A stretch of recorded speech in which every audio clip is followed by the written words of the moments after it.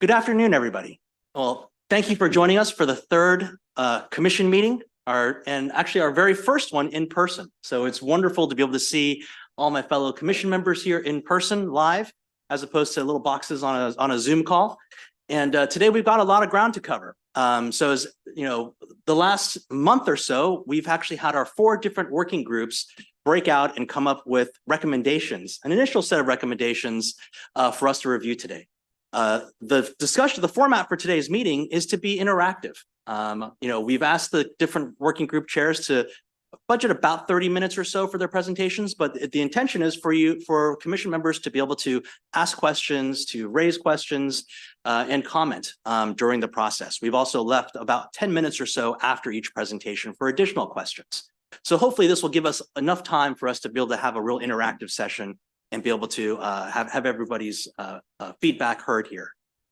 Today's format, we're going to have 4 different working group chairs present. The very first up will be Myra Norton, who is the chair of our Career and Technical Education Interoperability Working Group. She'll be followed by Brian Cavey, who's going to be presenting on the role of intermediaries. We will then, Avanut Blanding will then present on activating employer demand.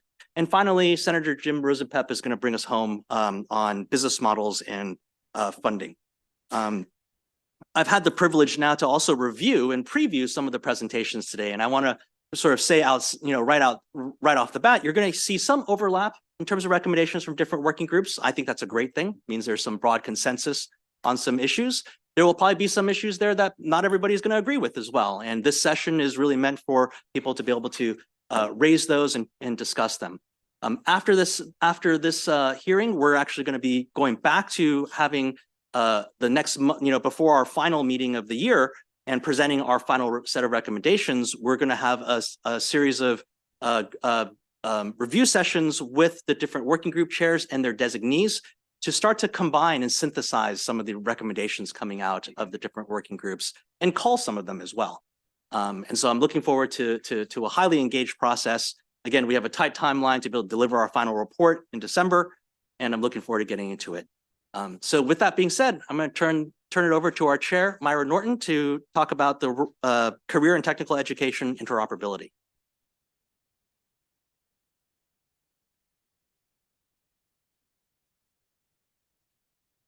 So this, my OCD is going to come out here, but I wanted to start by just thanking the folks who have agreed to be a part of this work group. So if you want to advance the slide. Richard Kincaid, who's here with us today, thank you. Rachel Stevens Parker was not able to be here, but Molly, who is also part of staffing the CT committee, is here with us today on her behalf. Delegate Wu, thank you so much for your contributions. And then we had some additional experts who were willing and asked to be a part of this group. We're very appreciative of their participation as well. Brian Sackett, who is the CT director in Anne Arundel County, Gary Bockrath, who's on the Governor's Workforce Development Board, and Nona Carroll, who is the interim CEO at the Maryland Business Roundtable. Okay, I'd like to start with just highlighting the kind of categories of recommendations that this group surfaced, and we did this work asynchronously, really gathering recommendations from across the work group. 6 main categories. 1, identifying a need to really educate students, families, and employers to help to address some of the misperceptions that exist around apprenticeships. Number 2, recruiting employers to offer apprenticeships. We think this is needs to be a huge focus in terms of how we move forward. Also recruiting students and how best to do that.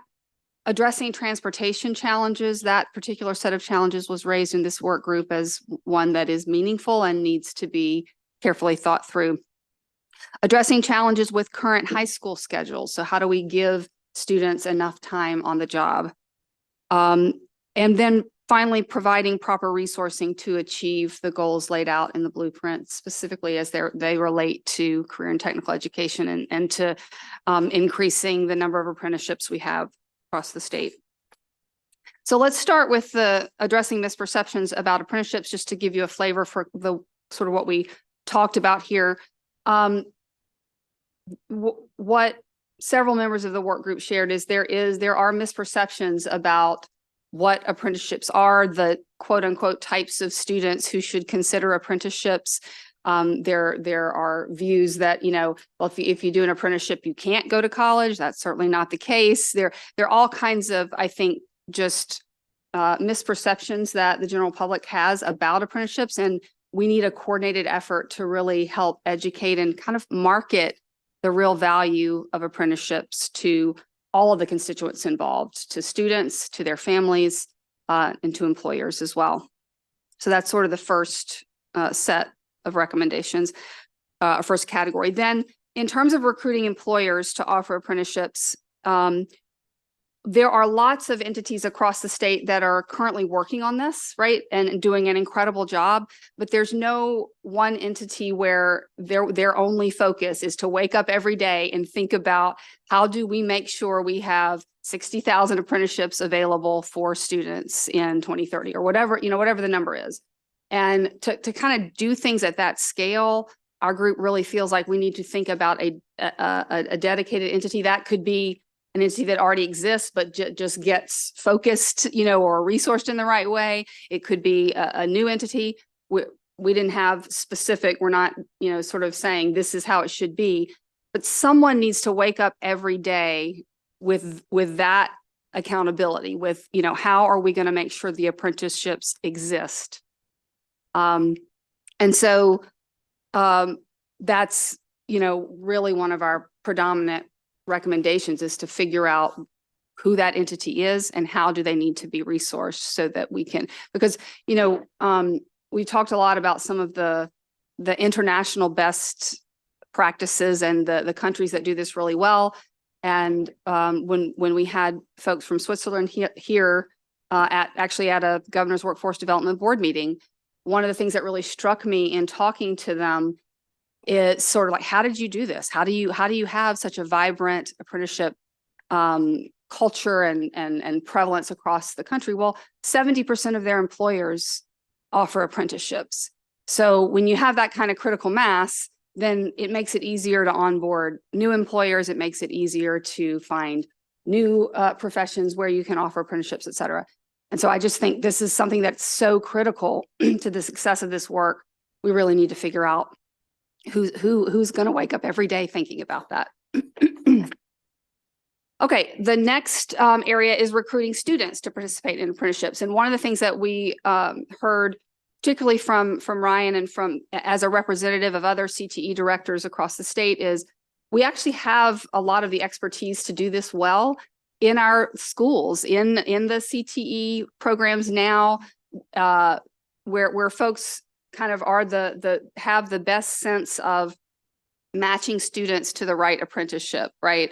And so thinking about how we further develop an apprenticeship matching program, leveraging the insight and resources that we already have on the ground, and touting that as a real value proposition to employers. I know, just speaking personally as someone who has run companies, the cost of recruiting talent and finding talent and the time it takes and the focus, and the number of times you get it wrong and how much that costs you, having folks on the ground who are working with students and can be an effective matchmaker there, it's a real value proposition for employers. And so I think there's kind of two sides of this. One, developing this more holistic matching program, and then also marketing that, to elevating that, making that visible to employers. I think it's a real value proposition that we could offer. And then I'll do one of the things that was raised in the work group around this was if we can identify an entity that's really wholly focused on recruiting employers, we can free up the local education agencies and CTE directors, et cetera, to do this work that they are best positioned to do, like highest and best use. Today, they're trying to do both at the same time, and they both take a lot of focus and kind of different kinds of focus. The next category of recommendations is around transportation challenges. So several folks raised this as just getting to and from work sites, it's a challenge. And so we need to think about how we address that. A couple of the ideas that came out of this work group were, one, where possible, looking at where it makes sense, digital and remote apprenticeships. So where there are industries that have a very remote first, you have remote first jobs, and think about how do we create that as a track within apprenticeships. That's one. Another one is looking at whether there are opportunities to provide space to employers near schools. So are there ways that we could situate employers, or have a work site that is close to schools where students could easily walk, get to the work site? Are there opportunities to do that in some locations? And then when we think about providing transportation to and from work sites, and this kind of goes to as we think about what's the strategy for scaling the availability of apprenticeships, right? If we think about how we scale this, the more employers we can identify who can offer apprenticeships at scale, who can take 100, 200 students, right? You can build some efficiencies there in terms of this transportation issue as well. So thinking about how we cluster students so that to the extent that we're providing transportation, we can do that in an efficient manner. So I think a lot of these categories interrelate. I just want to say that, and I know we're going to hear that from other work groups as well. Yes.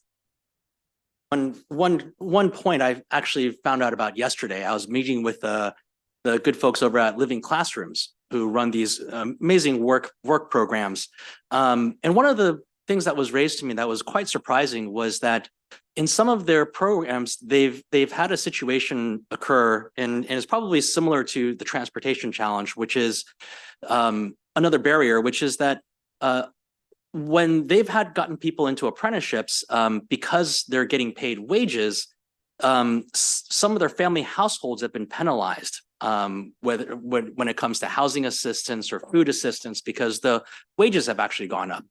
And so I'm not sure if that's something that we want to address in this particular section, but it's just something I want to kind of raise to the commission's awareness that it's a practical issue.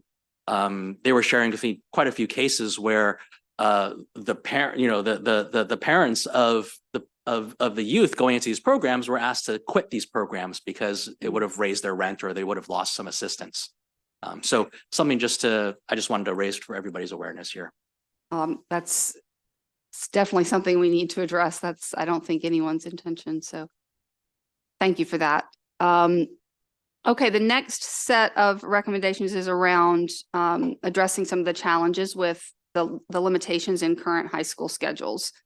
The way the high school schedule currently works can be challenging for students participating in apprenticeships.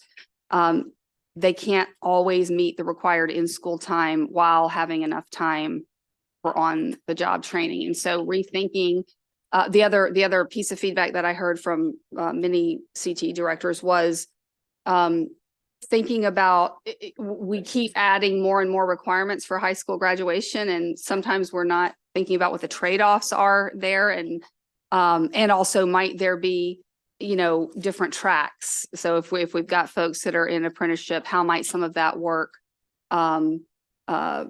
fulfill some of those requirements in ways that aren't being thought about today? But it's a real problem to try to figure out how do you enable a student to have all of the coursework that's required and have the on-the-job training that is the real value in apprenticeships, is like having them actually work with the employer. So that's something we think needs to be looked at. And then the last piece is kind of an overarching theme around providing the resources that are needed to realize the goals here. We talked about needing someone or some entity to wake up every day thinking about how are we, who's like, it's my job to get us to 60,000 apprenticeships being available on the employer side. Like, it's my job to do that. That's going to require some resourcing. So thinking about what resources are needed there.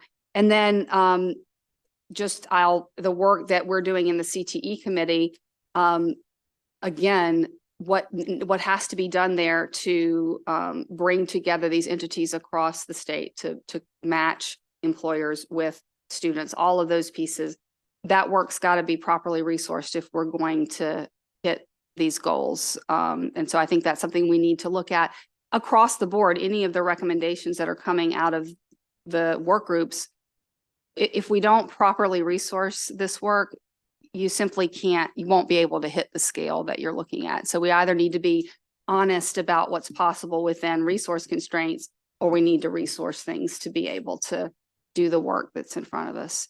So those were the major themes of our work group, and happy to take any questions or open this up for discussion.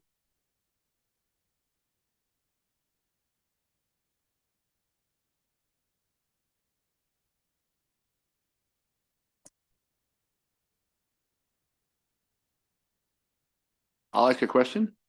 The thing that you don't touch on here directly, at least, is reorienting CTE to be the related instruction in the school to work apprenticeships. All the issues you raised, I think, are right on the money. Is that something you talked about, though? Because that's the intent of the law. So in this work group, we honestly did not get to that piece. We sort of looked at what are the biggest issues and barriers that we see. And so that's something we can take back as a work group for sure to discuss Great. further. Great, thank you. You bet.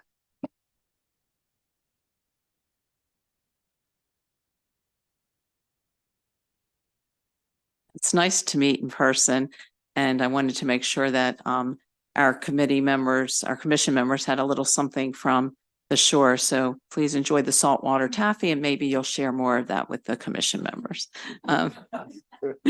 Anyway, and thank everybody for all their hard work in the meetings that have already taken place. I just, this might be more a point of a clarification for all of the presentations and not just focused on the one we just heard.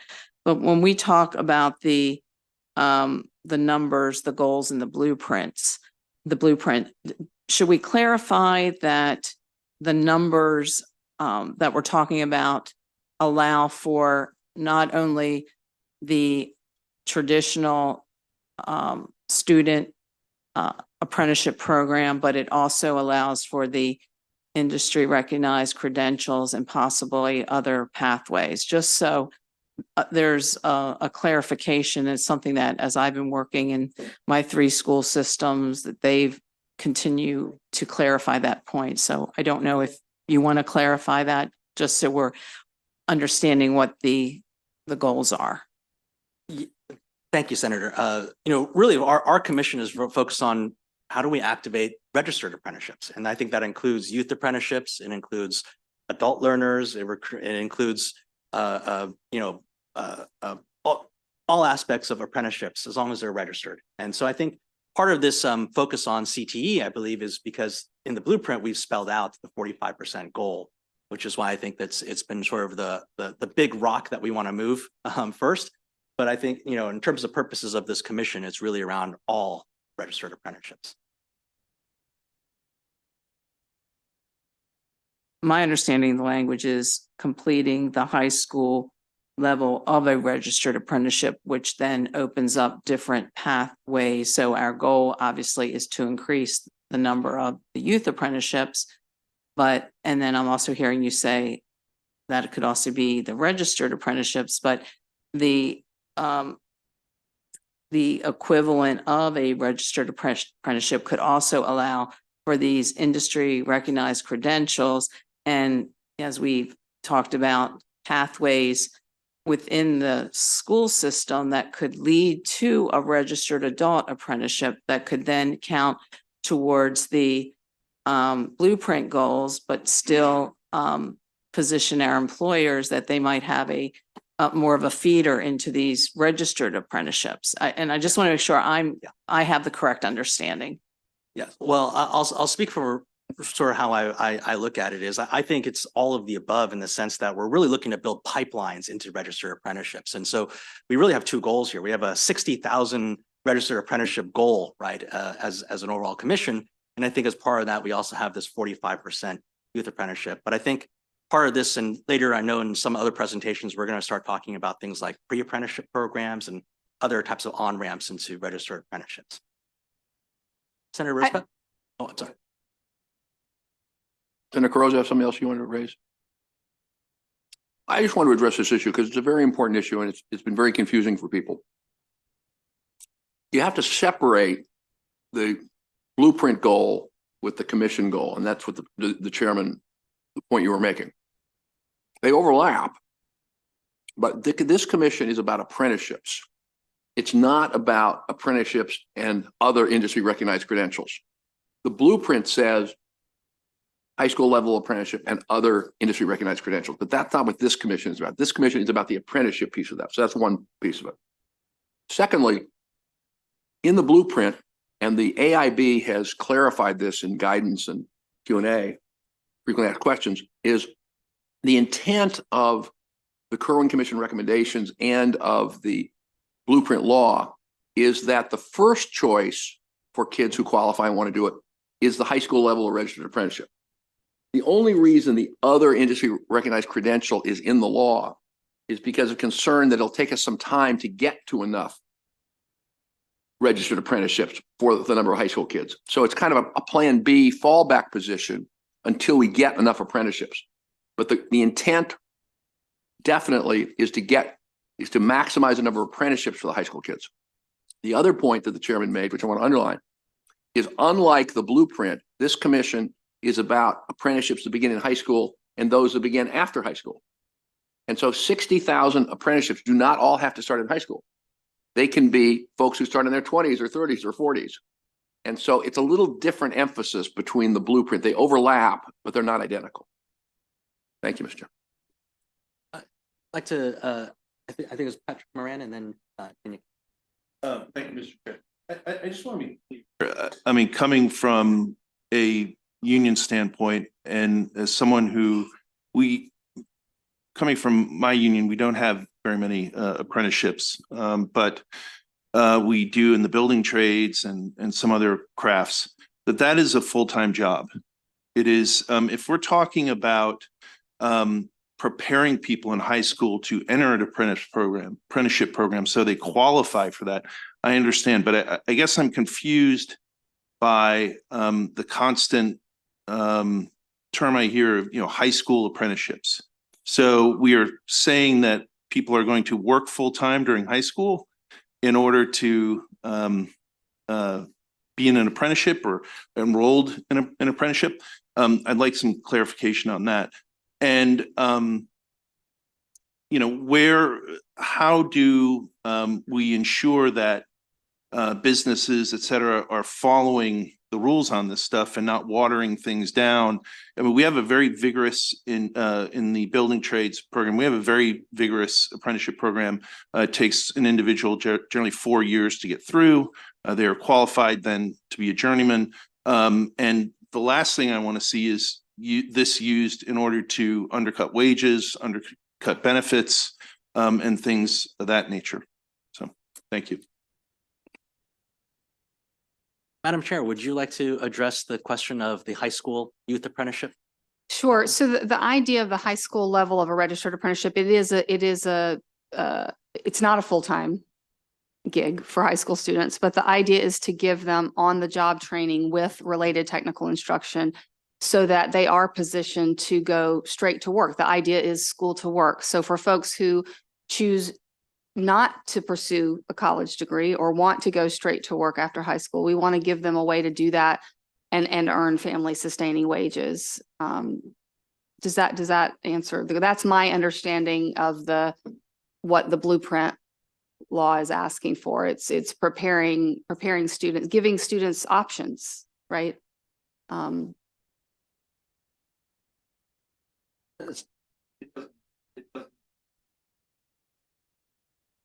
Senator Rosapep, did you want to comment?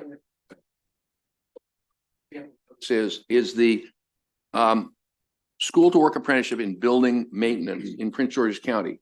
It's a joint apprenticeship and training program by AFSCME Local 2250 and the school system. In that program, the kids take CT classes in construction maintenance related activity in their junior year. They work full-time paid in the maintenance department of the school system during the summer between junior and senior year. They go back to school, finish their senior year, they take more courses, and then they work part-time during the school year if they're on call or something, whatever works out for them and for their supervisors.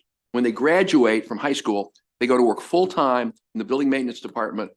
Health insurance, pension, union representation, the whole 9 yards. They have 2 more levels of related instruction that they take at the community college that is paid for by the school system as the employer because they're now their employees. That is the model that you can see around the United States, you can see around the world, and we have already in Prince George's County with AFSCME members in Prince George's County. So it's similar to a program. Well, it is vocational. Okay, well, that's. Yeah, okay, yeah. thank No, you. no, fair Okay, enough. Fair enough. thank Yeah. you. Thank you. Kenya Campbell? Good afternoon, everyone. I just wanted some clarity and I wanted to make a comment also. You mentioned something about establishing an entity that would focus on employer recruitment and free up the local education agencies. How do you envision that? And my comment to you would be that you're not going to be able to do this work without the educational professionals. We have the relationship with those parents. We have the relationship with the students, and our relationships in the school and outside of the school is what's going to foster those relationships with being able to move these apprenticeships forward. But if you can give just a little more information about how you envision this freeing up or establishing an entity that would focus on the recruitment part would be helpful. 100%. And our work group completely agrees that the LEAs and the educators, we need these folks working with the students and the families and helping to match students to apprenticeships in the most effective way. Educators are best positioned to do that.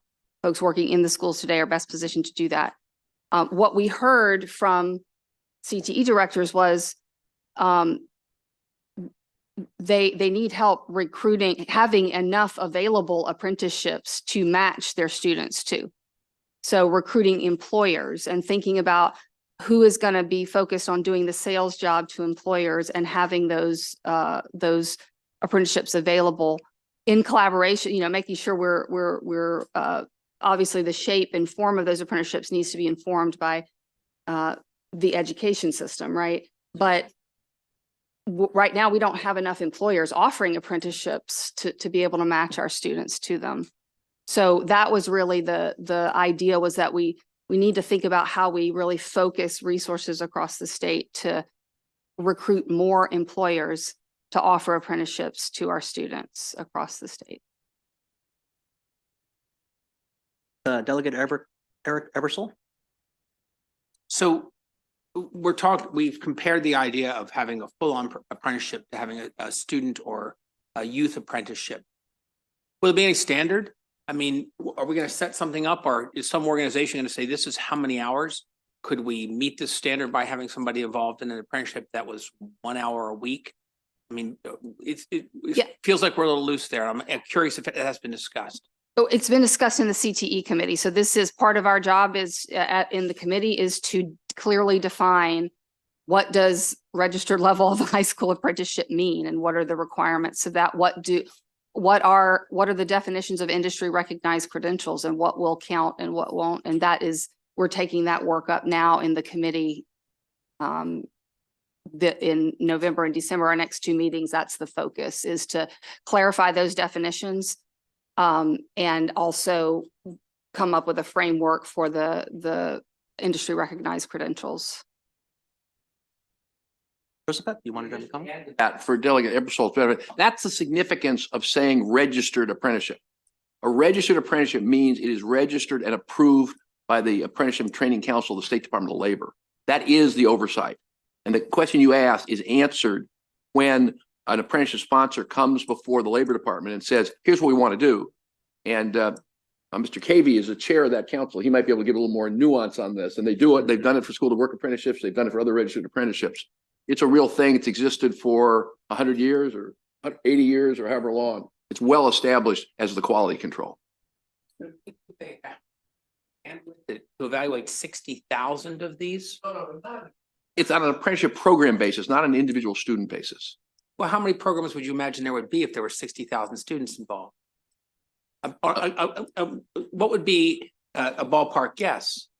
Well, this would be a question for the Labor Department, maybe. I mean, how many registered apprenticeships do we have now in Maryland, or for Mr. Carey? Mr. Kibbe? I will ask Chris to answer how many apprenticeship programs we have, because I don't know the exact number, but how many? Okay. At the next meeting, which we just got the agenda, we are looking at approving over 50. Okay, but just we're one talking meeting. about 60,000 students. And even if every 5 of them is involved in the same program. Well, but one Okay, program so may have. What do you want to go with 2,000. 100? I mean, we're still talking about 6,000 different programs. I I mean, okay, maybe, but I'm concerned. I mean, you know, Pat talked about the building trades, and the most of the apprentices right now are, that's where they are. Some of those big trades have thousands of apprentices. Right. So but it whatever it is, I guess it is, we'll do the work, we'll do the vetting that we are supposed to do as the council, make sure that they're going to be successful, right? That's part of the process of registration and going through that council is vetting to make sure they're going to be successful. I suppose for just the last bite at the apple, we're not talking about people who are going to be able to commit all of their time to an apprenticeship. This was the point I think that Pat was making over here, Moran was making. We're going to have lots of different cases and family situations and time for people. So if the business of meeting these, whatever requirements they are, may be very different in lots of individual cases here. Well, you're shaking your head no, so I obviously want to answer that some way or another. Go ahead. Well, I mean, there's a certain regulations that we have to meet, like you said, and there's a minimum amount of instruction, a minimum amount of OJT, and we have to meet those. And that, I mean, it's a job, right? And whether it's a job in high school or it's a job full time, it's a job, and you've got to be there for the amount of time that your employer needs you there to complete the job. And whatever instruction goes along with that, the minimum number, you have to be there, or you're not going to be very successful. You might not be as productive. And, so that's why the related instruction goes hand in hand with the OJT. You learn in the classroom, you go practice, you learn in the classroom, you go back and practice, so that, we're leading to a career. The apprenticeship is just a short time of your life and a short time of your career. We're leading to you being the best employee, the most productive, the most efficient. And so all of this education and training goes hand in hand. And I don't know that there's that much room to change that for different occupations. Some of the occupations that are new to apprenticeship probably need to think about, that there is education that they didn't realize that their employees may need. Jake and I had some conversation about that when we were at a one-on-one discussion. That and people like me that have 30 years of experience in the apprenticeship world can help with that. It'd be great to have more people that have as much apprenticeship experience sitting around this table that can help me express some of these requirements and why we need to have them and why they're these minimums that we have to reach. Thank you, Brian. I'm going to call on Patrick and then Jim and then Aaron. Thank you, Mr. Chair. I don't know who to. I know there are what.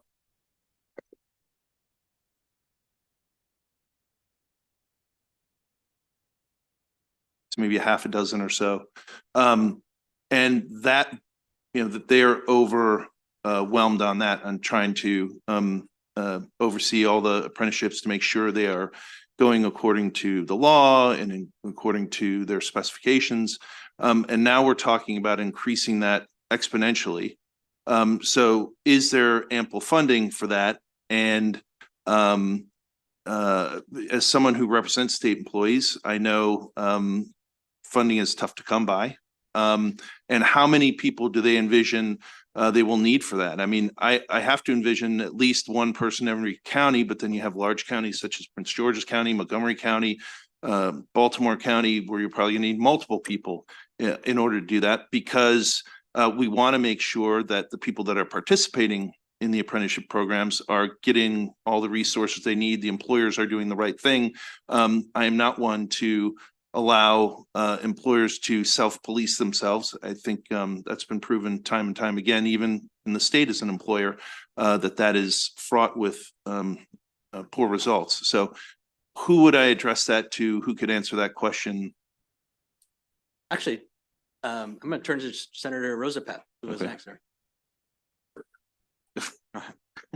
Passing the buck Erin. here.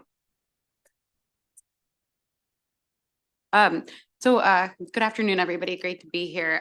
I do oversee workforce development and adult learning for the state, which includes apprenticeship and that team of about 15 people that you mentioned. I think I'll kind of make my comments, which I think perhaps can inform some of your questions. And then you can let me know if there are any follow-ups. But I think one of the things that we all, in my opinion, need to recognize is that to scale, we need many, many, many more employers on board to offer the programs, to the delegates' point. And I think as we do scale, the department needs to look at, and the General Assembly as well, like the resource landscape. And then also from the department's perspective and with the council, we need to, look at how we can effectively meet the needs as we scale dramatically in terms of process, vetting, that sort of thing. Just for example, next week's apprenticeship council meeting, because of the growth and hard work that's already happening, we have I believe 1,300 pages of materials that were circulated to the Apprenticeship Council, a 12-member body. If we have 5 times that amount per council meeting, we need to really look within the department at our internal practices of how we can balance ensuring that these are quality opportunities that aren't diluting the integrity of the model, that we know that is effective, but that we're also finding ways to streamline and restructure our meetings and kind of look inward as well. So I think resources are going to be critical. Employers are going to be critical, and our staffing, we have a superhero staff at the apprenticeship team. I'm really proud of the work that our team is doing. We've also brought in many other members of our team are well-versed on apprenticeship, right? Because I think we all recognize that we play a role in being ambassadors for the effectiveness of this model for employers and for job seekers. And we want more, and we recognize that 15 individuals will not, be sufficient to getting to the 60,000 that we want. So I don't know if that satisfies your questions, but I'm happy to answer anything else. Thank you. In the interest of time, I'll sort of go to Senator Carrozza, but I also would just like to direct any questions, at least for the next 5 minutes, about really around CTE, right? Career and technical education related questions. We have, 3 other sessions that we're going to get to, which I think cover a lot of some of the issues here that we're getting into in terms of just administering the programs. I'll turn sort of turn the floor to Senator Carrozza, but if you can direct your questions related to CTE for the next five minutes or so before we transition.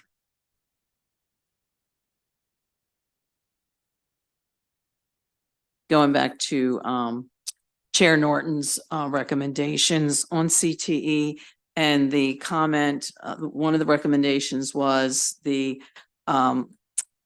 need for recruiting more employers, which Ms. Roth just spoke to.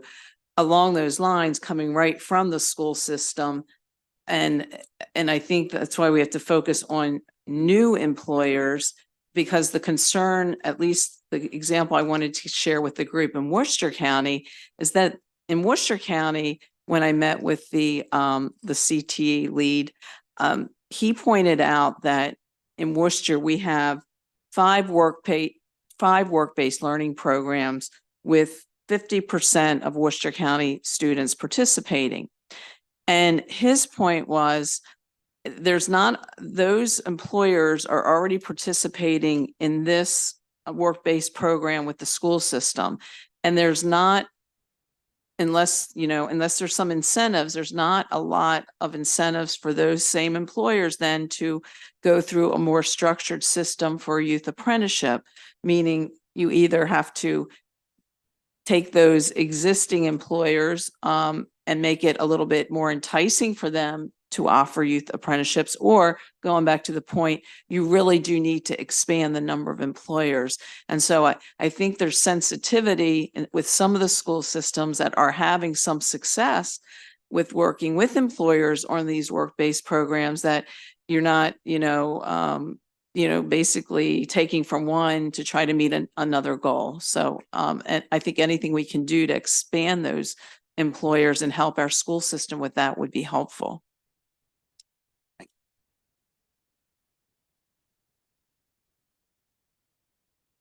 Any other questions or feedback or points that we would like to direct towards Chair Norton here?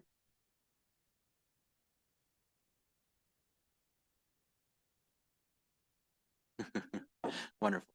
Well, thank you. Well, why don't we move to the next section here, which is really a presentation by Brian Cavey on the role of intermediaries working group. So with that, I'll turn the floor over to Brian Cavey. Thanks, Jake. And hello, everyone. Good afternoon. And I originally wrote this just as a script before I knew I was going to share it. So I apologize, those of you that don't like that, but if you do, follow along. So our work group was tasked with determining the role of intermediaries in expanding apprenticeship.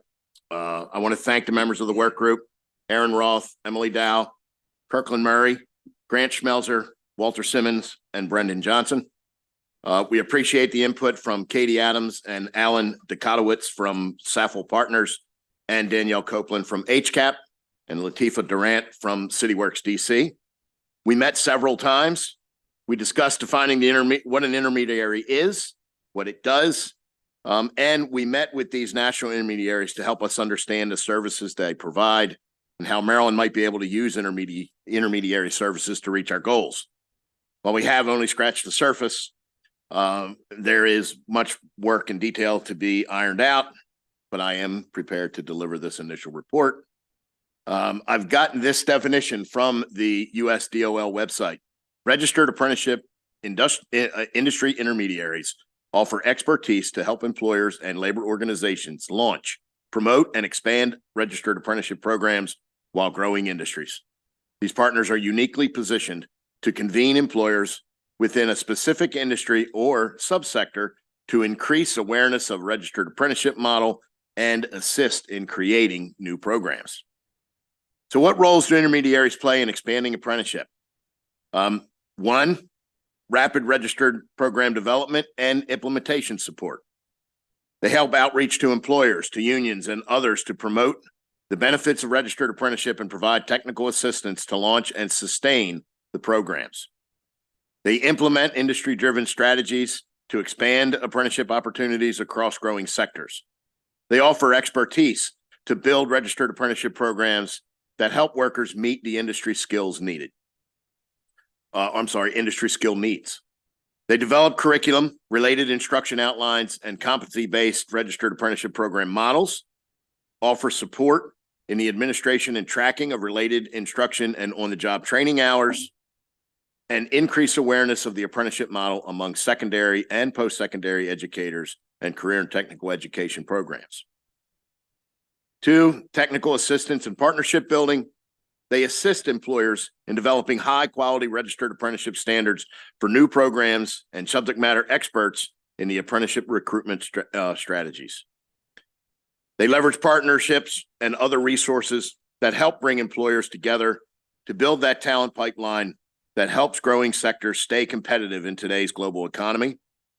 And they assist employers and partners in offsetting the cost of developing, launching, and sustaining registered apprenticeship programs. And three, they support a diverse and inclusive apprenticeship pipeline.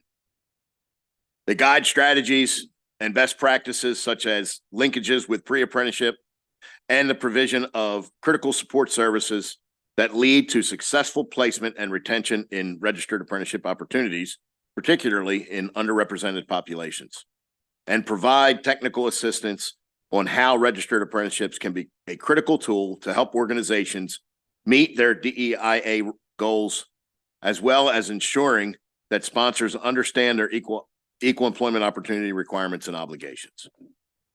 Intermediaries consider their assets and strengths, other organizations operating in the ecosystem, and focus areas as they prioritize their resources and activities.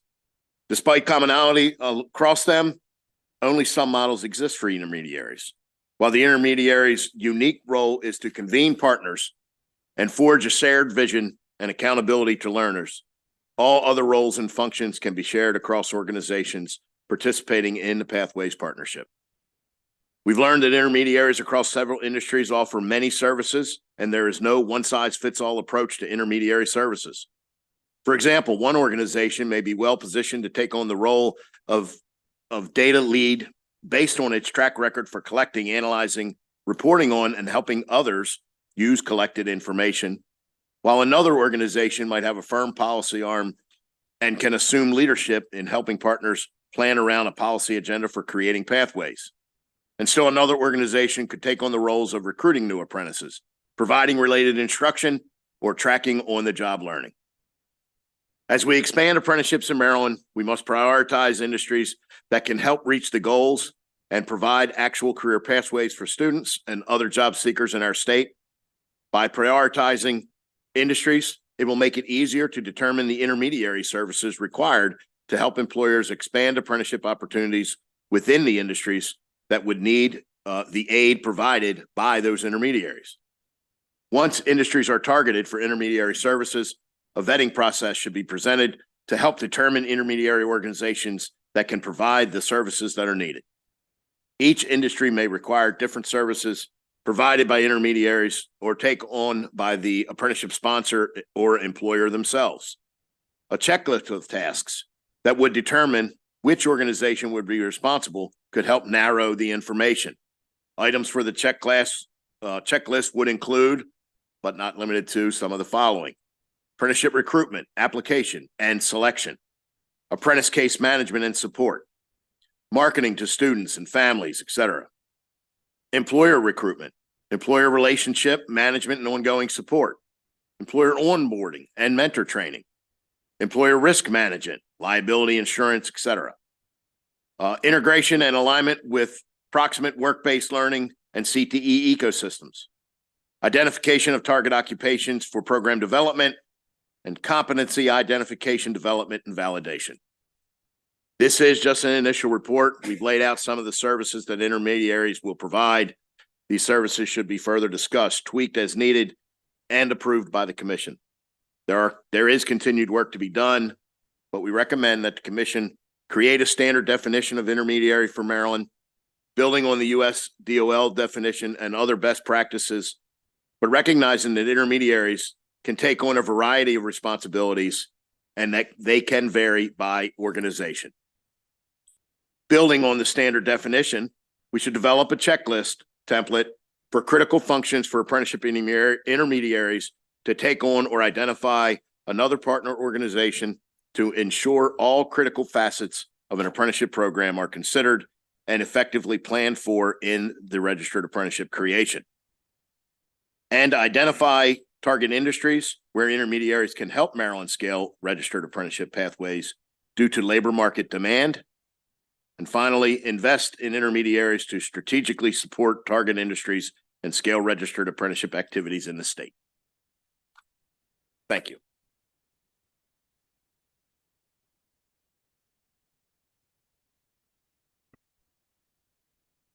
Senator Carosa, Start. please do. Thank you for that presentation. And as I was reading through on the second page where you talked about prioritizing industries, do you factor in a regional approach, given, there's the rural aspects of parts of our state and how that could work with the role of intermediaries helping with increase the demand of employers for apprenticeships?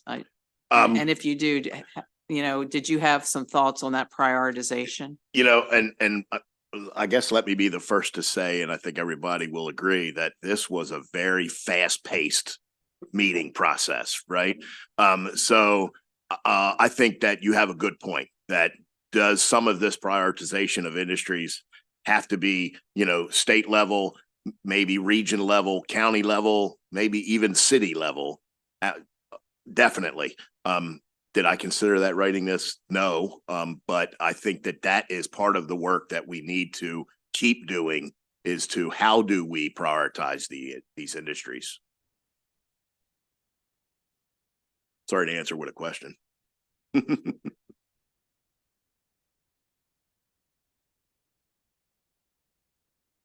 You're off, Jim. Yeah, thank you. I want to ask, it's almost a rhetorical question, but just for clarity, is it fair to say that a joint apprenticeship and training council in the Insulators Union is an intermediary?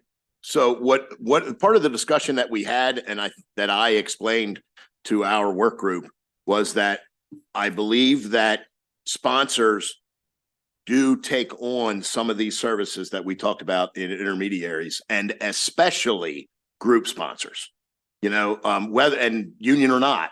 Group sponsors, I think, take on more of the intermediary services than a single sponsored program would. I think a single sponsored program needs more help of intermediaries. A group program probably wouldn't need as much. Does that make sense? It makes sense, but the reason I raised the issue is because intermediary sounds like sort of outer space sometimes if you're not in the field, but it is the proven model that operates. And I had this conversation with Grant Smeltzer from the independent electrical contractors. I mean, in the non-union space, they are the intermediaries. They recruit the employers, they recruit the apprentices, they provide the training, similar to what I think goes on in most of the building trades. Yeah, Not I quite? think so. Well, no, I mean, the intermediary, right? The intermediate, they're in the middle. They're between and Jake and I first had this conversation, and I had my mind narrowly stuck on that the intermediary is between the person looking for work, whether unemployed. First, I said unemployed. I don't know that it's unemployed. Maybe it's a young person that isn't employed yet, right? So it's the job seeker and the job opportunity, and the intermediary is in between.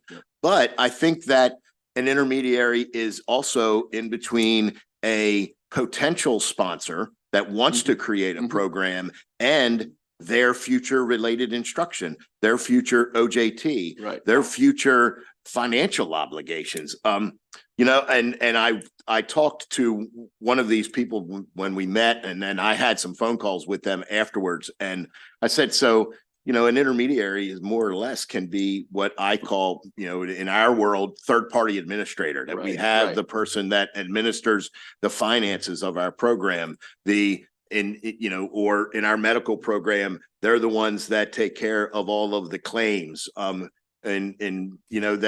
the intermediaries can offer a lot of services to potential sponsors to help them create these programs and be successful. Someone's coming into an apprenticeship and wants to create an apprenticeship, but blind to what they need, right? When we talked about requirements, it'd be best for them to get a organization to help them be successful, right? Which are these intermediaries.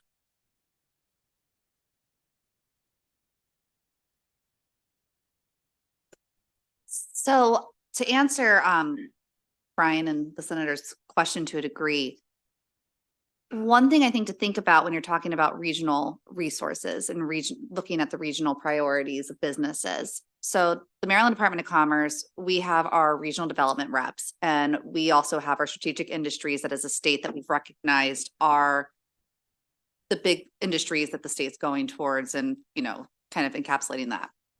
But we recognize that our regions are very diverse and they don't always have every single one of those strategic industries in it. So I know that our reps work closely with the county economic development groups and reps, as well as their local workforce boards and those industry specific things. And they are also well trained and versed in youth apprenticeships, as well as apprenticeships, and talking about different opportunities for the employers. So I think when we're looking at this and truly thinking on how to expand or what industries, regions, all these things look like, we may want to look at, for instance, Commerce has a regional resources map, sort of how to use that as well to help with this work, because the work's being done, it's just the scalability of the work, right? And so truly looking at those pieces, because there's no one better to tell you about the region and what the focus needs to be than the person who lives and works in that region.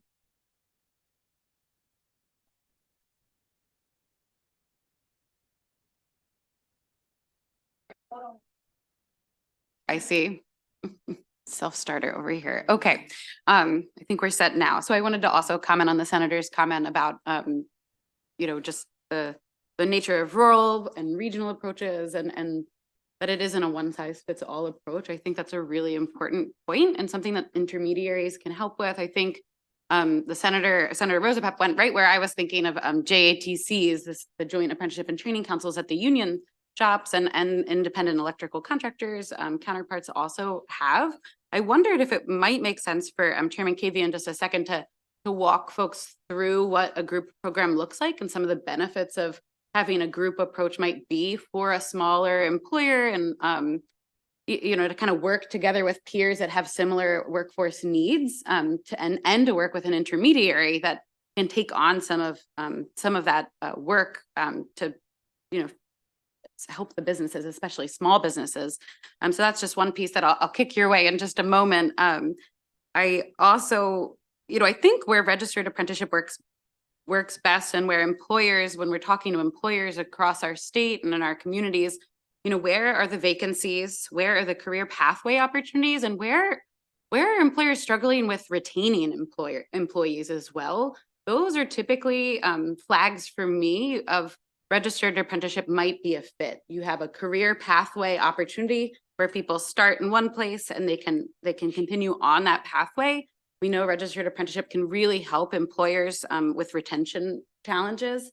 And we know that employers across the state are challenged with retention issues and filling their workforce needs right now. So I think when we consider the role that intermediaries can play in rural areas, urban areas across the state, et cetera, I think that there is a really important role that they can play in helping employers kind of understand what apprenticeship is, what it isn't, where it might work, where it might not be a fit, right? Because I think it isn't always the silver bullet solution, and we should be clear about when it might not be a fit. But I think that group sponsors and the JATC model and the skilled trades could really help us in other sectors like healthcare, cybersecurity, et cetera.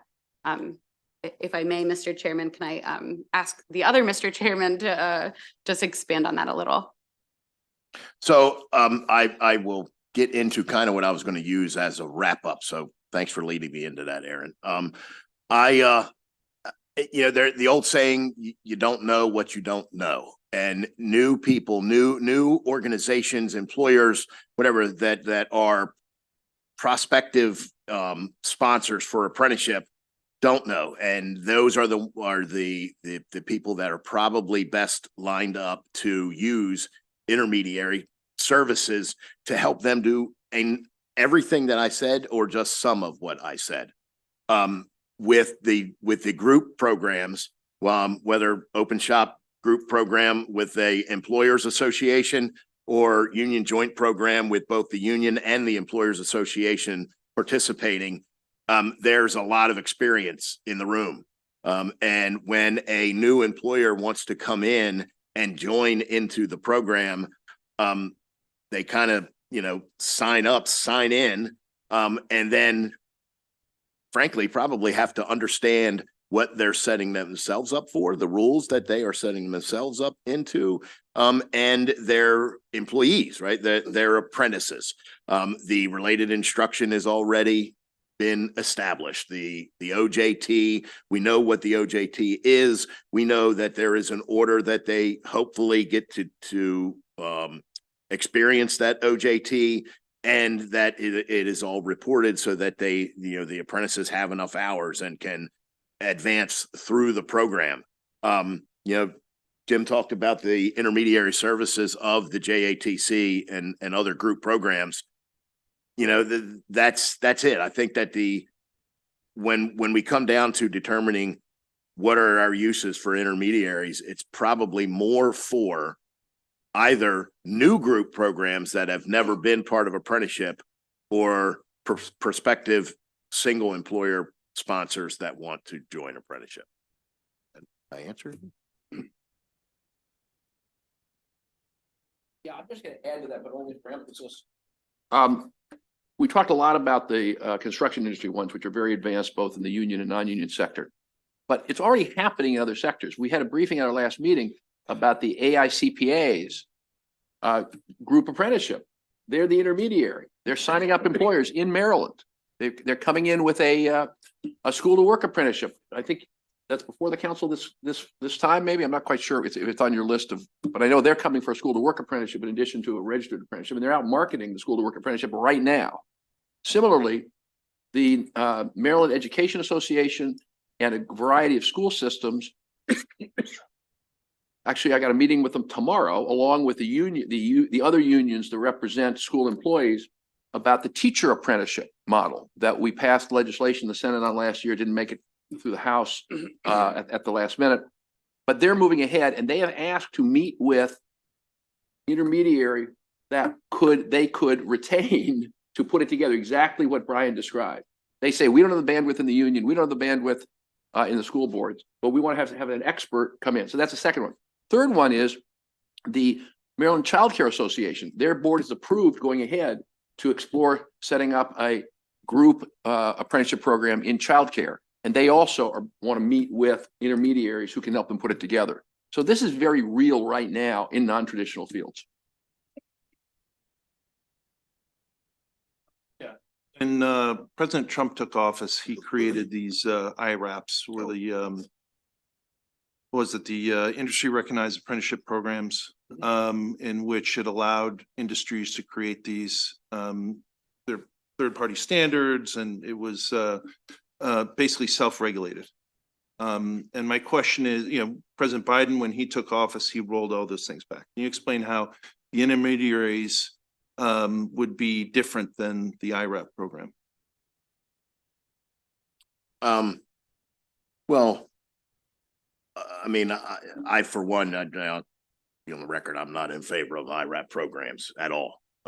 And I don't think they're related. And maybe that's because I'm not for them, and I don't think they're related. I mean, an intermediary in what I said was some organization, a person, whatever that can help a prospective apprenticeship sponsor, single employer group, set up and implement their program, right? Help them create the financial avenues that they need, help create the related instruction curriculum. Not that the intermediary would be who is the organization that will make sure that they are doing it correctly and are successful. That's what the MAPC is for.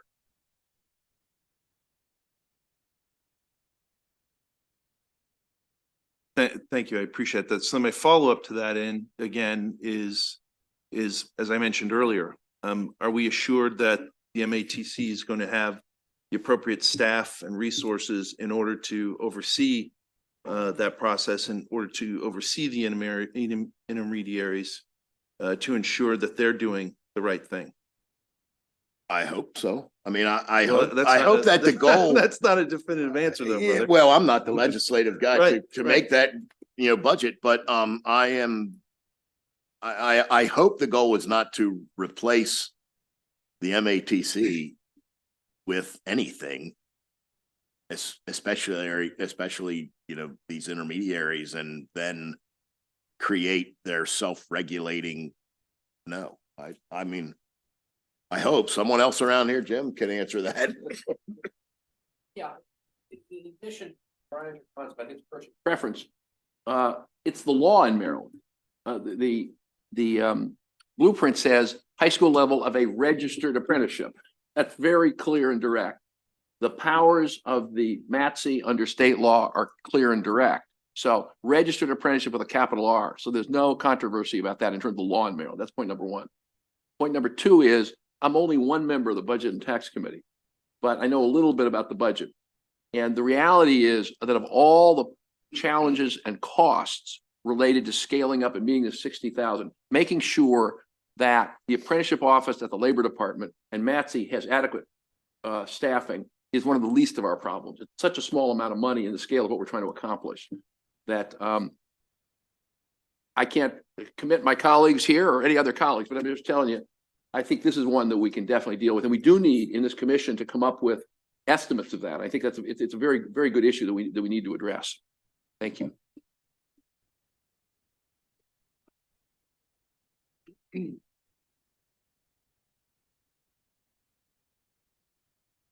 What have you seen as the most sustainable revenue models? Right? How, which intermediaries have been the most successful in terms of sustaining their operations, given that there's not a lot of public funding currently on the table? Well, every intermediary that we talked to got grant funding, every one of them. So I don't know. I mean, could there be private funding that they would actually charge the sponsors for their services? Sure, they're a business. I mean, but everyone that we talked to did receive some type of grant funding, whether it was federal or state. That's how they were funded.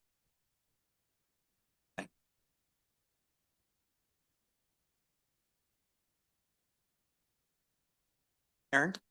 Sure. So with the time frame we were given, of course, we didn't get to deeply get into this, but I do think, to your point, that it would be really helpful and perhaps something that we can take on through partnering with the U.S. Department of Labor, like really understanding the return on investment from these large, at times hundreds of thousands of dollars are going into these intermediary organizations. And I do believe that they're doing good work, but I'd like to see the outcomes of that work on paper versus just hearing that anecdotal evidence. And though our committee talked about that, we didn't have an opportunity yet to dig into that. And we did, I would say, try to push on and explore and like the contracts and what outcomes and deliverables the intermediaries that are funded are held accountable to. And it seems like there's great variance in that as well. And they're interesting like option year contracting structures and things that I think the state can learn from the U.S. Department of Labor, who's done a lot in this space, to see if they feel that the investments they're making are working, if they have any experiences with what they would change or do differently that we could learn from. Ask that question is that, from the employer side, I've seen quite a few private sector intermediaries who've built, who've really, worked with the sponsors, who work with the employers to do a lot of this activity, right? In terms of sourcing trainees, training them and preparing them for work, and even mentoring and guiding them on the job. So it's, to your point, Chairman KV, is it's a very wide, it's a big space, right? There's a lot of intermediaries out there who are adding a lot of value, and it'll be great if we can start to bring some of those under the tent as well as we start to think about activating registered apprenticeships.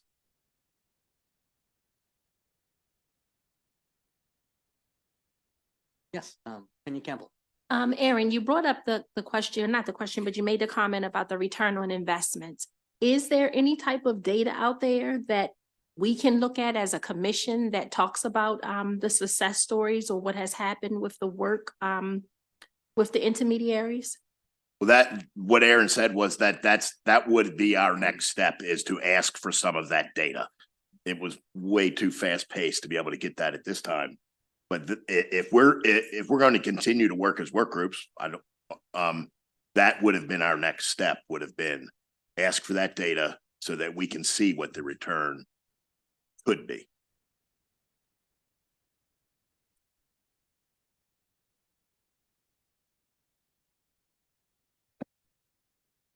Any other questions, feedback, points of view you want to share before we move on to the next working group?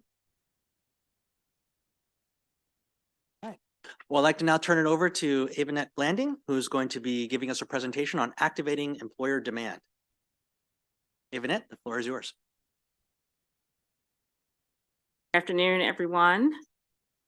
I would like to first acknowledge the members of the working group, and hopefully I will not destroy anyone's name. If I do, please forgive me. But Chairman Hu, Jennifer DeWeese, Tanya Terrell, Logan Dean, Rachel Stevens Parker, Senator Roosevelt, Senator Carozza, And Tiffany Johnson-Clark also assisted us with taking notes. So thank you all for all of your contributions. Our work group identified 10 different areas where we made recommendations. So hopefully all of you can follow along pretty easily. On the incentive side, we came up with the recommendation that Maryland should offer financial incentives, tax breaks, or subsidies to employers who hire apprentices. These incentives can make apprenticeships more attractive compared to alternatives. And some of the policy recommendations are to provide on-the-job wage subsidies up to 50% for 6 months to employers. Making that subsidy would hopefully impact an employer deciding to participate. And any type of wage subsidy helps to de-risk the decision for prospective employers.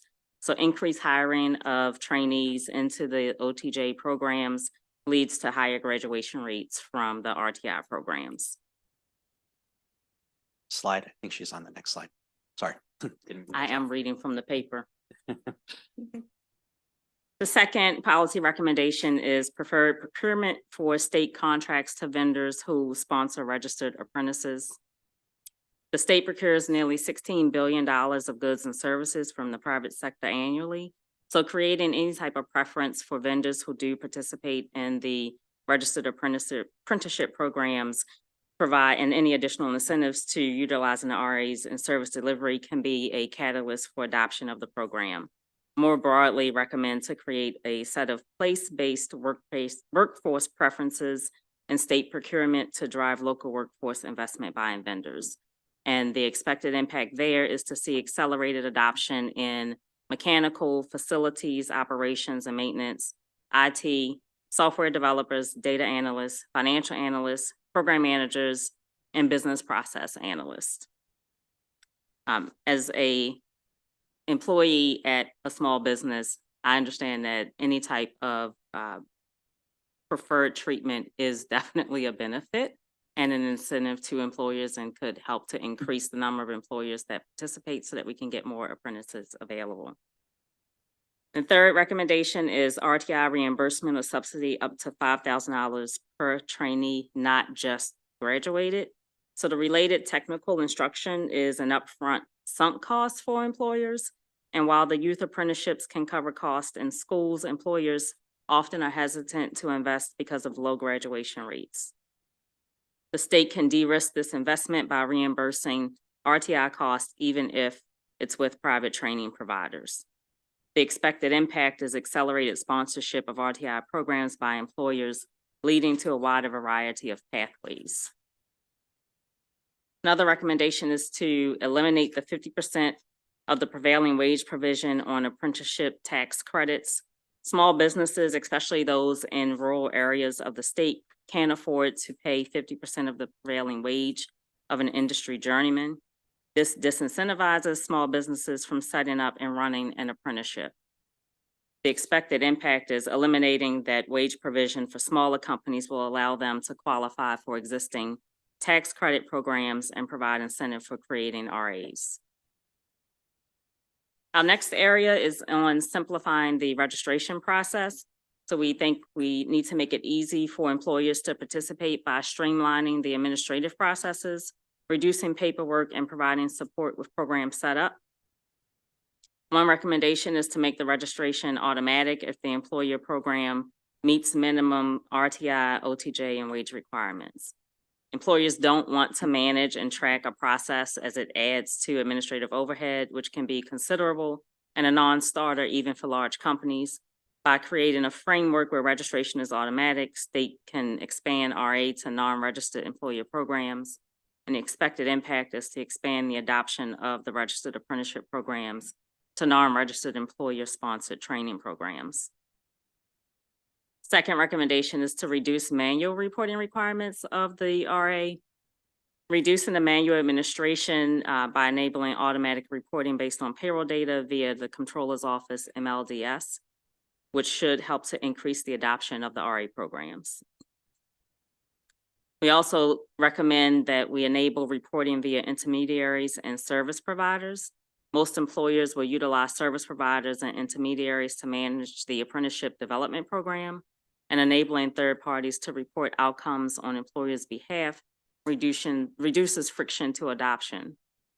Again, the expected impact is to increase the adoption of the RA programs. Another is to have automatic cross-registration to other states and federal agencies. Employers have a difficult time tracking and complying with multiple RA programs. The state can activate more RA programs by enabling cross-registration with other states and federal programs. This should result in accelerated adoption of the RAs, particularly for programs registered in other states. The fifth recommendation on the simplified registration process is to make subsidies and incentives automatic via a payroll tax credit. Employers often don't take incentives seriously unless it can impact cash flow, a major barrier for small businesses. An ERTC-like program where employers can get subsidies directly from payroll could result in a wider adoption of the RA, particularly amongst the small businesses. Additionally, we recommend that you remove the stipulation that in order to get the tax credit, the apprenticeship providers would have to pay apprentices at least 50% of the prevailing wage, similar to a previous recommendation. Apprenticeship providers currently have to provide that 50% prevailing wage rate in order to receive the tax credits, even if they do not offer the services that raise the wage rate in their particular industry or work in an area of the state with a significantly lower wage rate than a prevailing wage.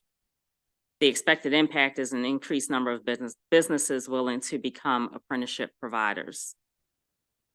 Streamlining the registration, administration, and auditing process for smaller companies, we expect would impact additional RA opportunities from small companies.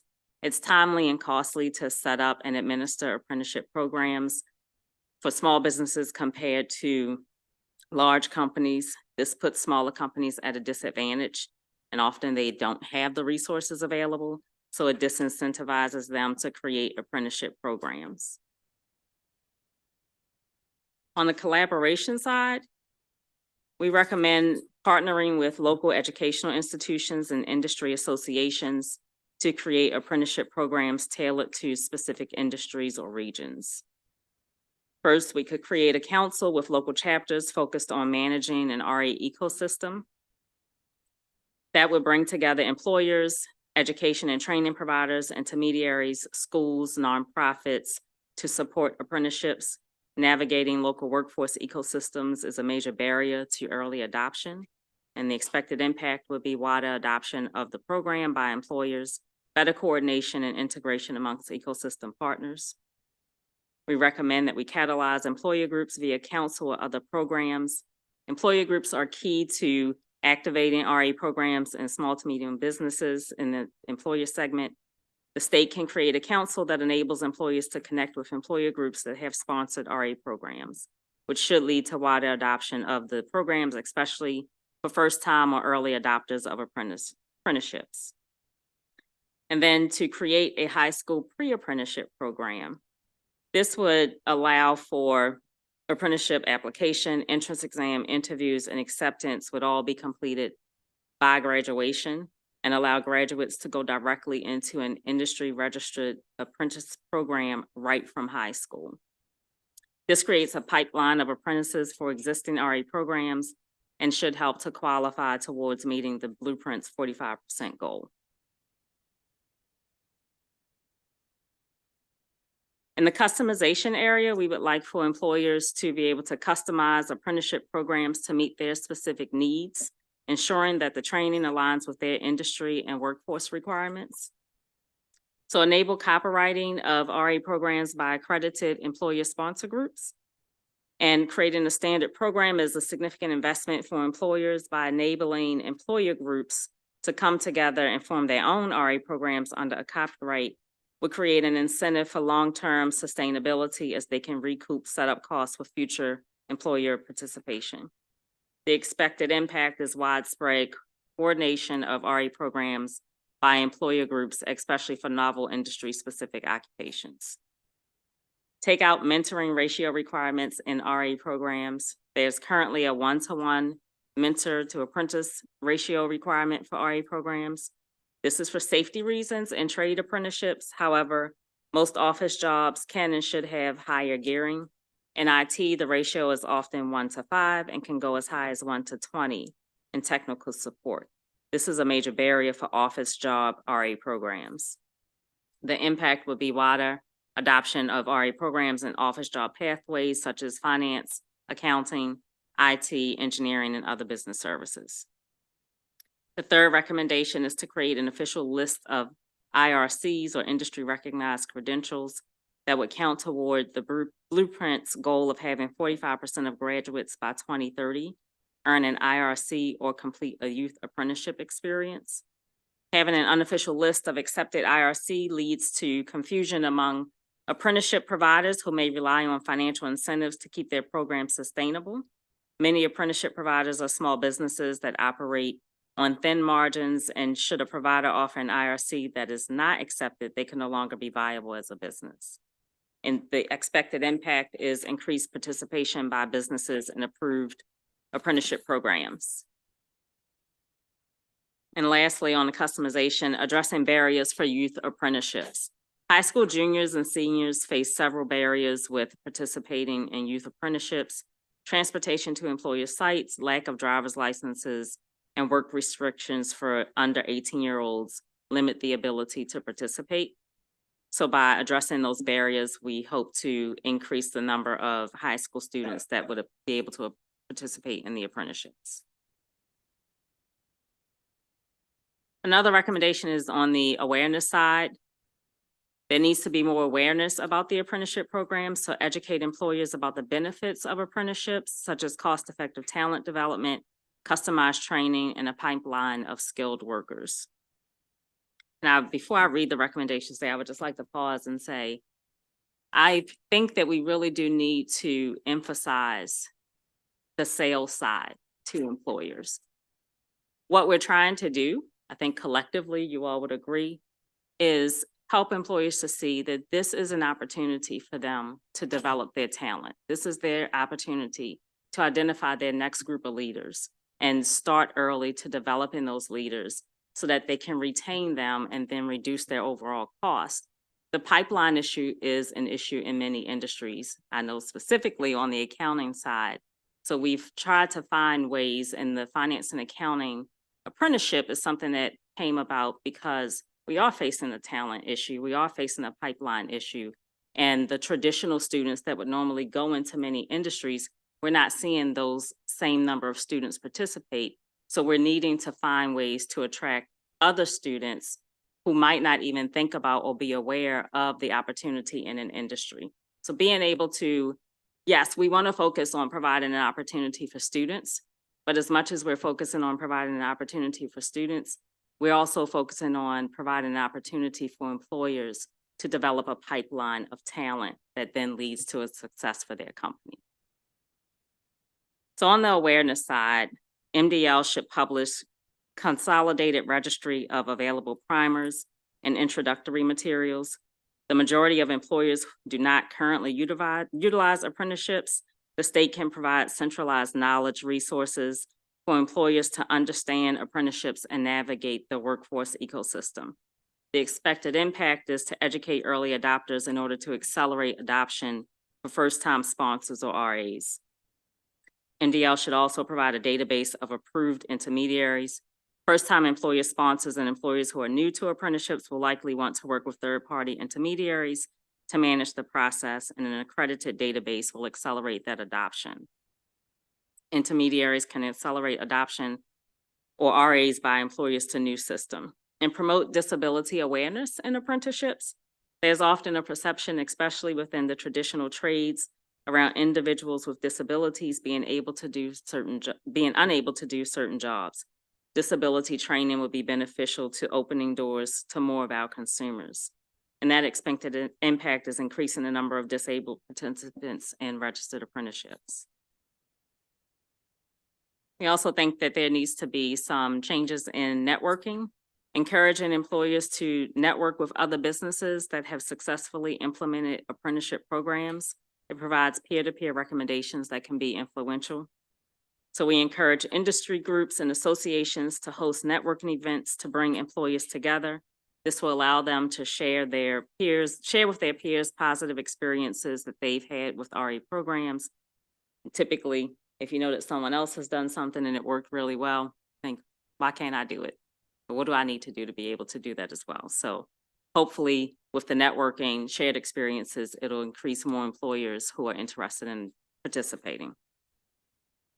On the advocacy side, engage in advocacy efforts to promote the value of apprenticeships within the business community, including participation in industry events and conferences. Encourage workforce development boards to take the lead in their given region. The Business Services Department's Workforce Development Board have excellent relationships with companies in their areas. They can play an important role in bringing together employers, state apprenticeship navigators, and county school systems to increase the number of apprenticeship opportunities. Of course, the impact is always, at the end of the day, we're trying to increase the number of youth and registered apprenticeship programs and the number of employers participating. On the quality assurance side, we like to recommend that we ensure the quality of apprenticeship programs by implementing standards, regular assessments, and certifications to give employers confidence in the training provided. Accredited service providers and intermediaries should help with past performance results and help to build trust. I know that someone mentioned earlier a concern about employers using the RA program to basically not pay decent wages to circumvent the learning portion of the requirement. And that is not the goal, right? So there's a vetting process on the student side, but there also is a vetting process on the employer side, and emphasizing that for employers, this is a benefit. This helps to reduce their cost of hiring. It helps to increase their retention. It helps them to identify talent and build that talent at an early stage. We recommend recognition of pre-apprenticeships and nano degrees and credentials. On the nano degrees and credentials, it's definitely a different perspective, but education and instruction delivery methods continue to change. If nothing else, COVID taught us that not only can we learn virtually, but we can work virtually. So we need to expand our outlook and think about other options that are available. It may be a challenge, but just because it's a challenge, it doesn't mean that it's impossible. And increased options provide for greater flexibility for the apprentices to satisfy the learning requirements. We also recommend simplifying the 2-year audit process for apprenticeship programs. It's burdensome, the auditing process, and it can result in employers electing to not participate in the apprenticeship program. Again, the easier it is, the more people will want to adopt it. And for small businesses, anything that is administratively burdensome often becomes very costly very quickly because the resources are already constrained. So simplifying that auditing process should reduce the administrative burden and cost for employers and therefore increase the likelihood of continued participation. On the research and data, we do believe that we need to collect and share data on the positive impact of apprenticeships, including return on investment, which we talked about earlier, retention rates, and skills development to demonstrate the value to employers. We need to publish longitudinal data studies. Employers determine the success of RA programs based on longitudinal data on retention, pace of promotions, wage growth, and other ROI factors. By providing transparent outcomes on efficacy of RA programs will enable employers to better assess viability. Publishing outcomes will also enable RA programs to improve over time as well. And the expected impact is to raise awareness of the RA programs with employers and provide sponsors with data to make continuous improvements to their programs. Another recommendation is to integrate skills taxonomies and publish skill standards that work. There are many different and often competing skill standards across industry, education, and other third parties. There's lacking a common taxonomy to integrate skill standards from different bodies. The state can reduce friction by sharing skill standards that have highest efficacy for RA outcomes. And we expect for that to improve skill standards over time and move towards an integrated standard that can be shared more easily across different stakeholders. We would also like to quantify the number of youth who will be CCR ready each year and by region. It's important to understand the total addressable market of youth eligible for apprenticeship programs. By quantifying the number of youth each year who will meet the minimum requirements to participate, it will establish an available pool for school to work apprenticeships and will assist with establishing goals by occupation, industry, and region. As we talk about the 45% number of graduates who need to complete apprenticeships, as a numbers person, I need to know how many students does that mean? We're in 2023, we need to get to a certain number by 2030. So how many per year do we need to get? Is it 15,000? Is it 25,000? Is it 10,000? Is each year going to fluctuate? And realistically, if we don't have that pool of students available, then what do? Do we need to change those estimates? And then lastly, on continuous improvement, survey and employ continuously assess and improve apprenticeship programs based on employer feedback and changing industry needs. Quite often, what I've heard is, we'll think about what we believe the barrier may be, but being able to survey employers to get their feedback and hear directly from them as a source as to what might prevent them from participating, whether it's small, medium, or large businesses. That should help us then to be able to address their concerns, hopefully resolve their concerns and their issues, and then convince them to actually participate in the program. That's it. That's it. Open up Any for questions? questions or feedback. I think I saw Senator Rosapep and then go to Senator Ellis. And I do not agree with all the things listed. And I don't think everyone agrees with all the things listed. And I think your direction, I just want to make it clear, your direction to the work groups was put it all up against the wall. You don't need to come to an agreement in the work group for this meeting. So there are things here that are options that people put on the table, but I want to be clear, or you make clear if I'm not clear, that this does not suggest that the members of the work group agreed with everything here. First, what we call diverge, right? Let's get everything on the table. Let's, even the controversial ones that we don't agree on. And then I think through this discussion process and then through what's coming next is we're going to start to synthesize and call them back, right? And Senator Ellis? Thank you, Mr. Chair, and thank you for your very detailed report that maybe everyone don't agree on, but I'm okay with that. But going back to the incentives, on the slide, it's mentioned that small businesses, particular to rural areas of the state, cannot afford to pay the 15% of the prevailing wage of an industrial journeyman. So what makes a small business in a rural area different from a, say, small business, couple business in a suburban area? Where we would come to that conclusion. Because I represent a rural area, and it's just basically act of the Maryland General Assembly to define exactly what's rural and what's not. So if you could kind of lead me to the thinking to come to that conclusion, please. I'll give you my opinion, and then I'll then defer to Senator Carrozza because she's been talking with a lot of the small businesses in the rural areas in her area. And my opinion is a small business in Baltimore may be completely different from a small business on the Eastern Shore. I know from experience, we have some employees that travel from the Eastern Shore to Baltimore City because the wages that we're able to pay as a small business in Baltimore City are much greater than the wages that and the opportunities that are available on the Eastern Shore for that same employee. She's driving 2 hours every day to and from work and has been doing so for over 15 years because there's greater opportunity for her working for our small business than there is for her to work 5-10 minutes from home. So quite often I would think it's the customer base of that particular small business. What a rural small business, the customers that they can attract could be completely different than the customers that a small business in Baltimore City or Baltimore County or Anne Arundel County can attract. So that's my opinion on that. Hopefully that answers your question. And then Senator Carrozza, if you can.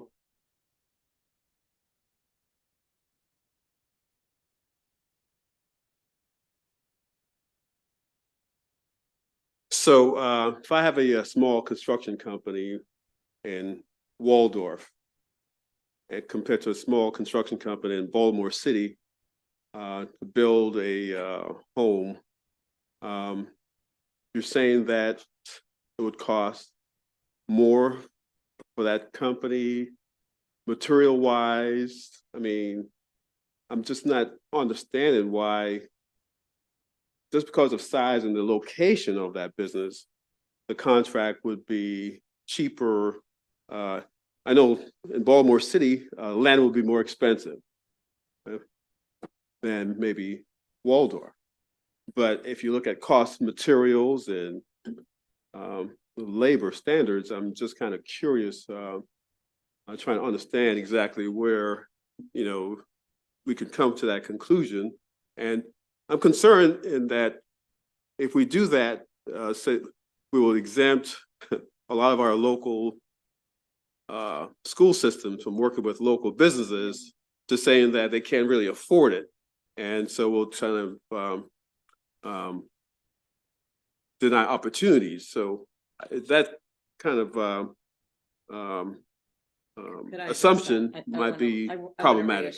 Okay. I think it's more, it was rural because it actually came, and I'll kind of flesh that out a little bit, Senator Ellis, but I think if the challenges are similar, that, if the challenges are similar when it comes to small business, you don't necessarily limit that to rural. So, and I guess what I wanted to share with you, and share with the whole group, my colleague and friend, Delegate Carl Anderton and I, from Wycomico County, we have spent some time in this interim period meeting with our school systems and our employers.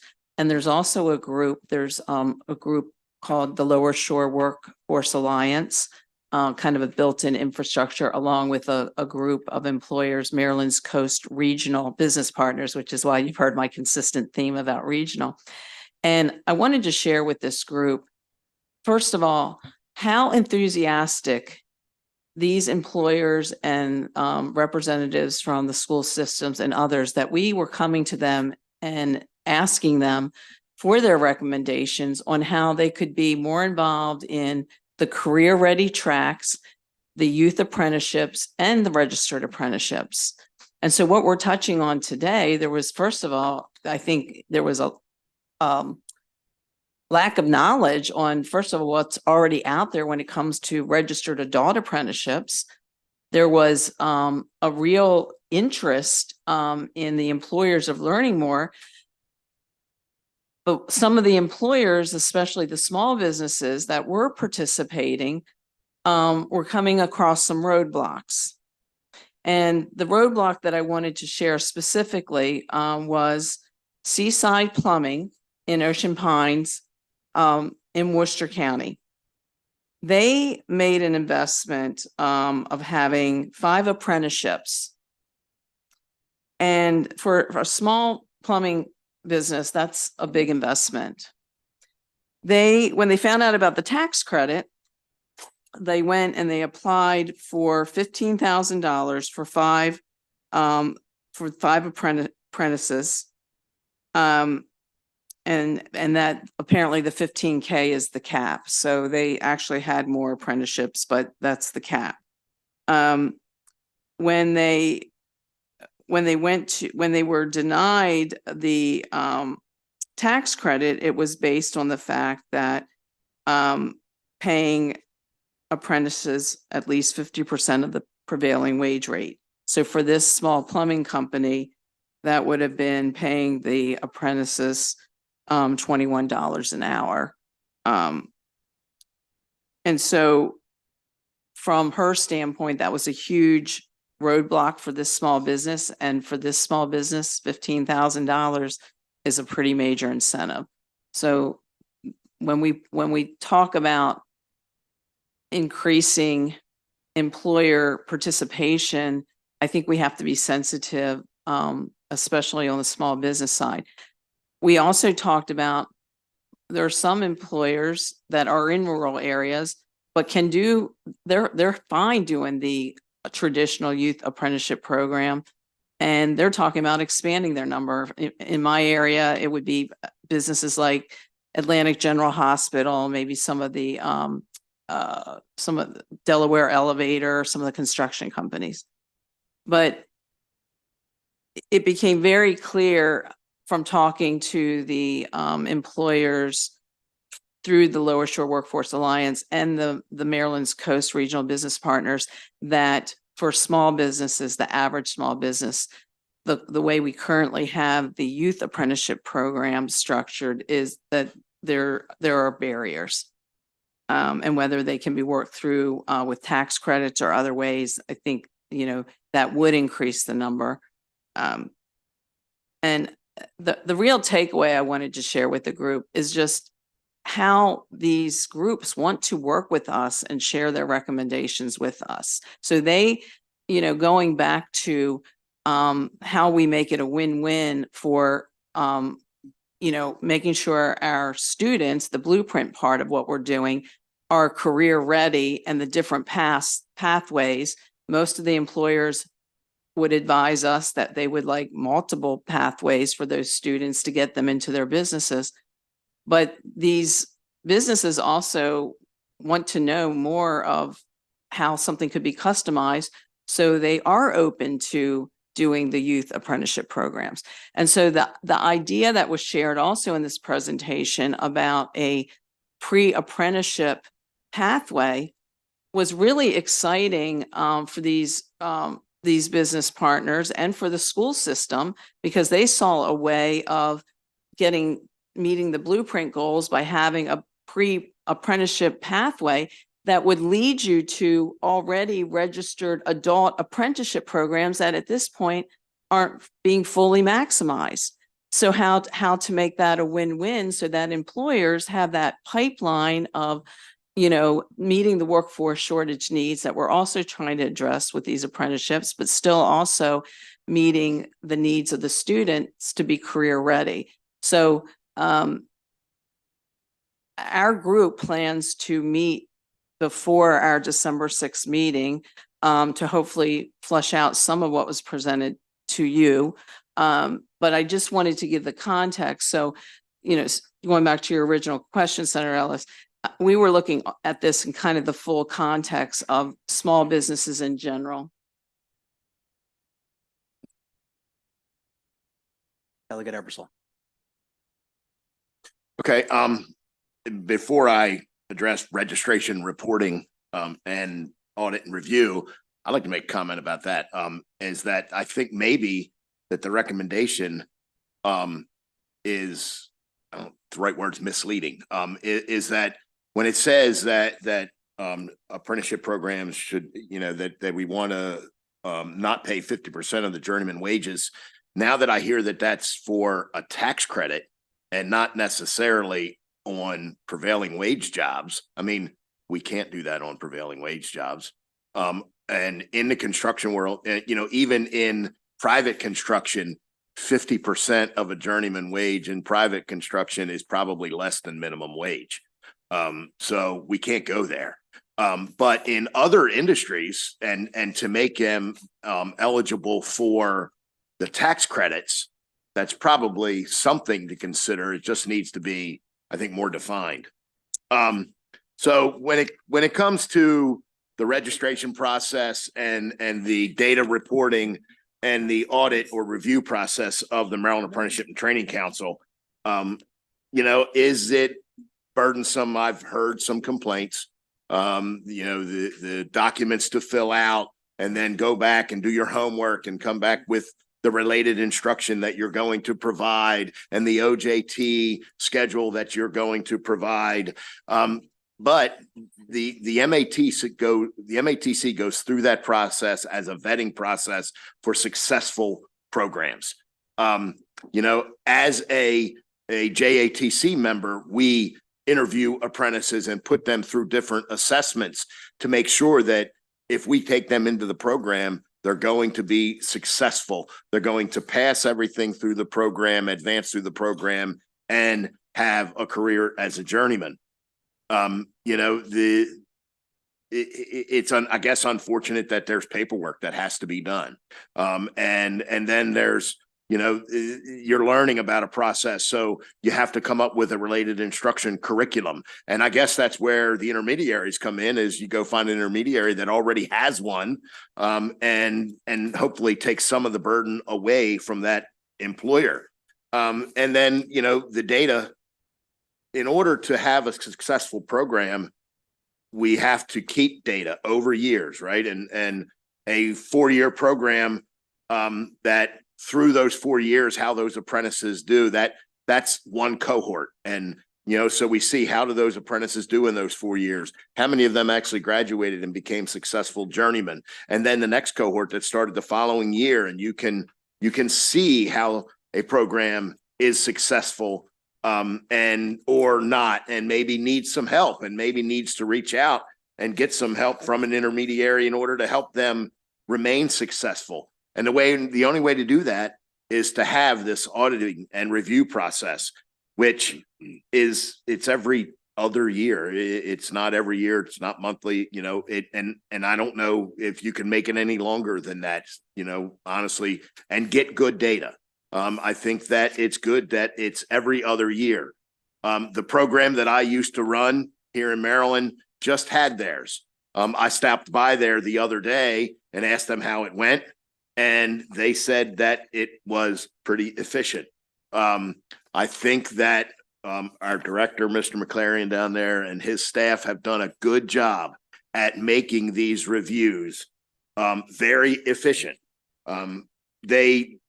They understand that maybe there's a little bit of an inconvenience for them having to do the job that is required of them, but we have to get that data every 2 years. They come back to the MATC and the review is read, and programs that have problems aren't just booted to the curb. They're offered a lot of help in order to remain successful. So continued success of the program, continued success of those apprentices, and ultimately continued career success of those apprenticeship graduates.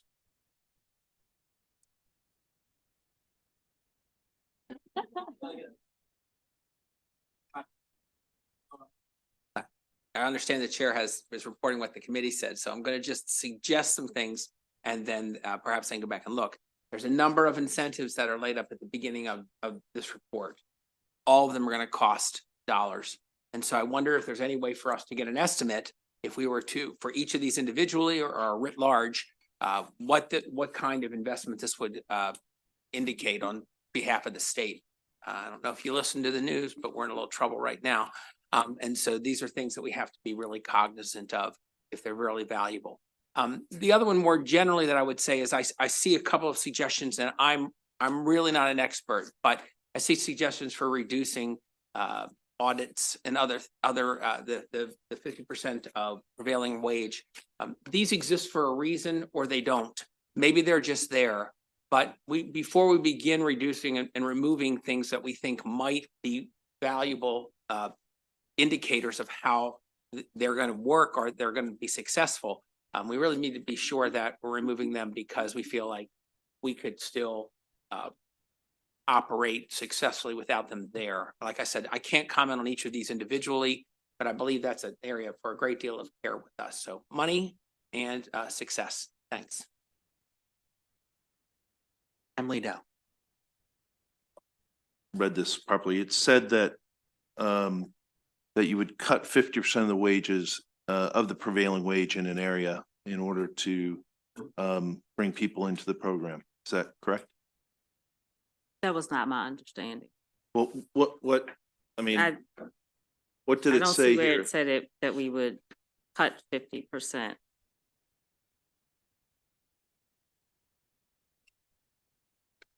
Yeah, you want to be lower than the prevailing wage, right? Up to 50% lower than the prevailing wage. Was that what it said? I'm trying to remember what page it was on here. Yep, provide no changes. So it mentions the 50% prevailing wage on the incentives page and eliminate the 50% of the prevailing wage provision on apprenticeship tax credits. Okay.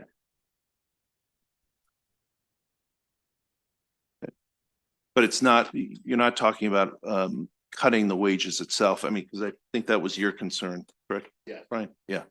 Just so I'm clear, it's the tax incentive, it's not the wage Yes, itself. my understanding,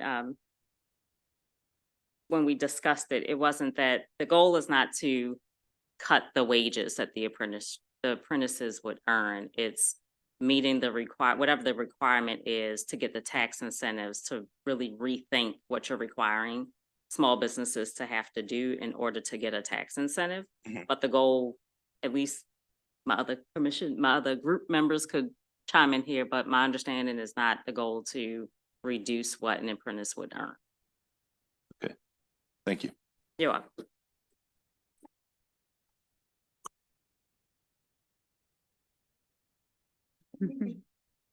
I realize I'm going to make a little bit of a topical detour.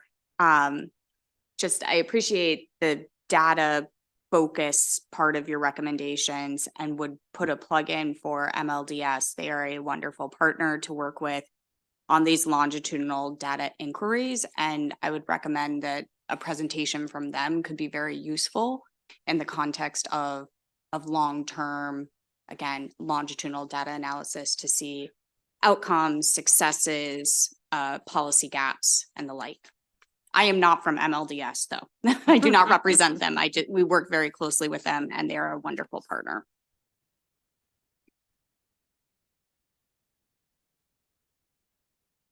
Am I good now? Okay. So I'll just second the MLDS partnership has been really valuable for us, specific to registered apprenticeship and understanding outcomes long term. I think one of the things we'd like to see is analysis of more recent data. The reports that have been put out show that the wages 5 years after completing an apprenticeship program are really, really excellent.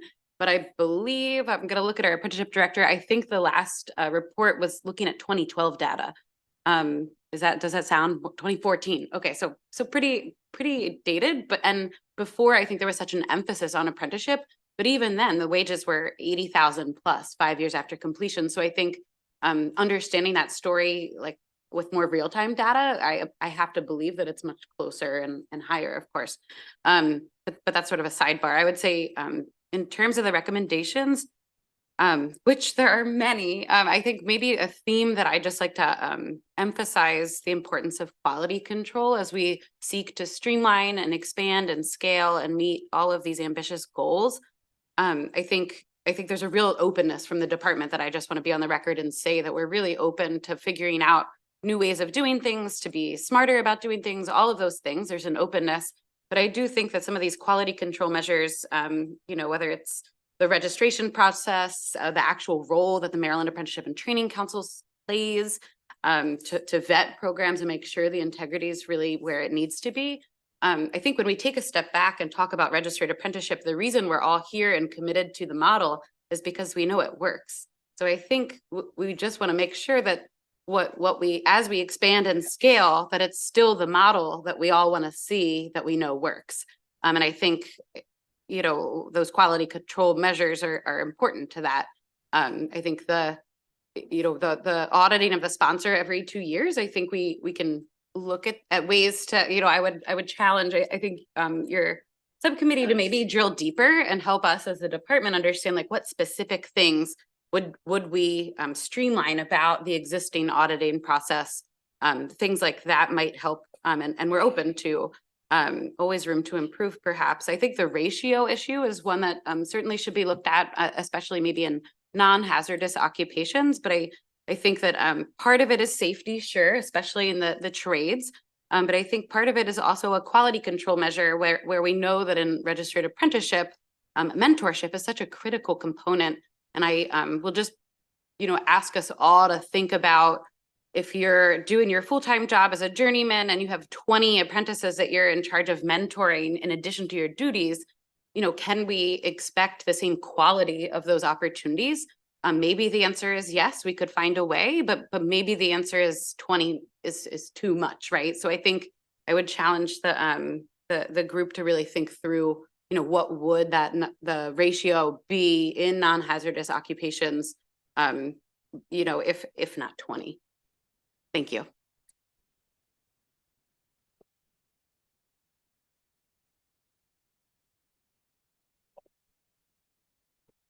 Worry about the cost. That's the next work group report.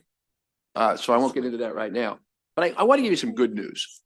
And that was one of the obstacles that was identified by this work group was restrictions on folks working under 18 years old.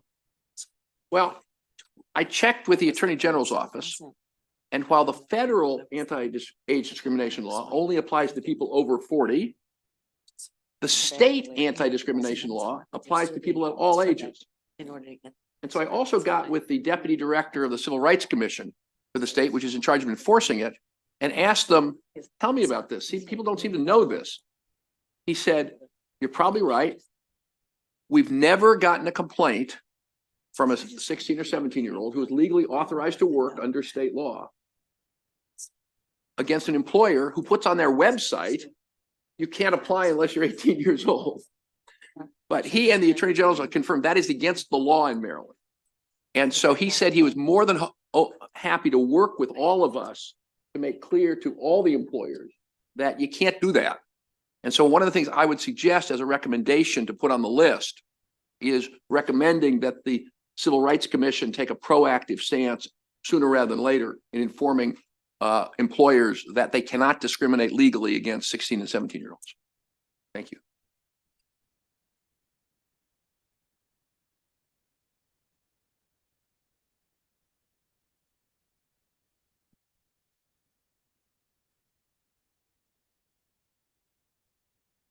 Yeah. Oh, okay. So Jim, that raises a question to me. The employers that are signatory with our organization and other of the joint apprenticeship programs that I understand is that the employers are being driven by their insurance carriers who say you can't hire people under 18 because you can't let them work with certain tools, which are OSHA regulations, that there are certain power tools and stuff like that that people under 18 aren't allowed to work with. And the employers are saying, well, if I can't let them do the job that I need them to do, it's hard to put them on a job site. Let me address that. Because I should have gone into more detail. It is based on the law. If you're legally able to work in the job at that age, you can't discriminate. If you're not legally able to work in the job at that age, and there are restrictions related to, then that's an exemption. Yeah. Well, no, I'm not worried about telling the employers, hey, you have to hire these kids. I'm worried about, I would love to be able to try and get the signatories with my organization to hire more kids. It's just they have a hard time with doing it because they can't do the whole job. Let me do a longer version of it briefly, Mr. Chairman. Then we need a deep conversation about this because the workers' comp issue is also something that I've had discussions with members of the Workers' Comp Commission, and we're getting research on how real that is as opposed to perception, which is an economic issue, not a legal issue. So that's an issue we need a deep dive into, the workers' comp issue.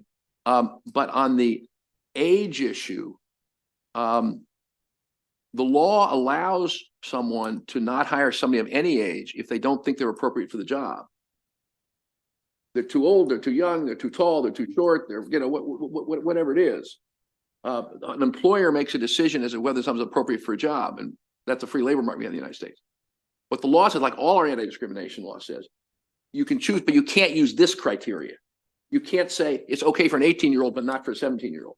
You can say it's not okay for this 17-year-old and not okay for this 18-year-old. But you can't have a policy, which many, many employers do, say don't even apply if you're under 18. That's the short version. All right, I'll be quick, Jake. Just a couple quick comments and then a question. That the lack of workers to fill job vacancies, Jim, you and I have talked about it. Part of the reason that we started with this, right? And I think that part of our job is going to be finding those employers. The ones that actually need the employees that they're not able to fill the job should be the ones to be able, that we can convince to start apprenticeships quicker. You know, that they're going to get and ultimately a better career employee if they put them through this rigorous training program. Creating high school pre-apprenticeships that lead to direct entry into apprenticeship. already exists. Those models are out there. They're in the trades. But those are very easy to be able to explain to this commission, to other committees, and hopefully be able to change to move into other industries and other occupations. But those models exist. That's an easy fix. The ratio issue Aaron brought up, I had some questions about that or some comments about that. That in construction, it's absolutely a safety thing. Honestly, when I came up, it was 3 journeymen to 1 apprentice. And one of the reasons that we said that was that there's more than one way, the old saying, more than one way to skin a cat, that there's more than one way to do every job, every occupation. That one journeyman may do it a little different than that journeyman, but they still get to the end result.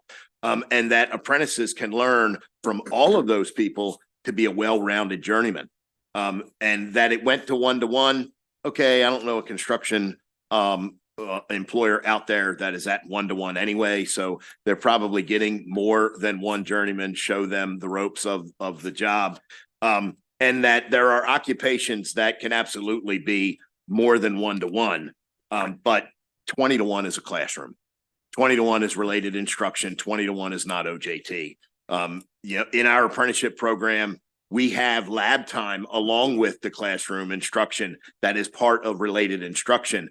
And there are 20 apprentices in a classroom, and they go in the lab and they learn from the instructor in a regulated training area.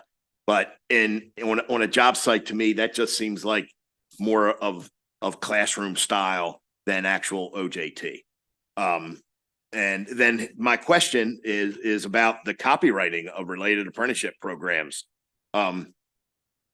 If you give me the opportunity to copyright our apprenticeship program, and then every person in the trade in the state of Maryland has to come through my program in order to be a journeyman, I'm in.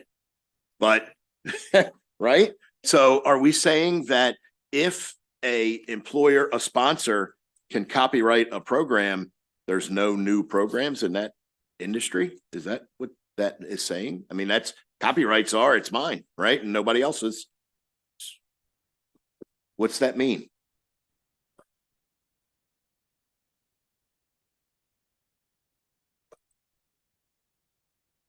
In those programs, right? So it's not necessarily the whole category or the whole occupation. It's just particular to that employer, right? Especially for these like very novel employer-driven. So the related instruction curriculum that I created is mine, and you can't steal it.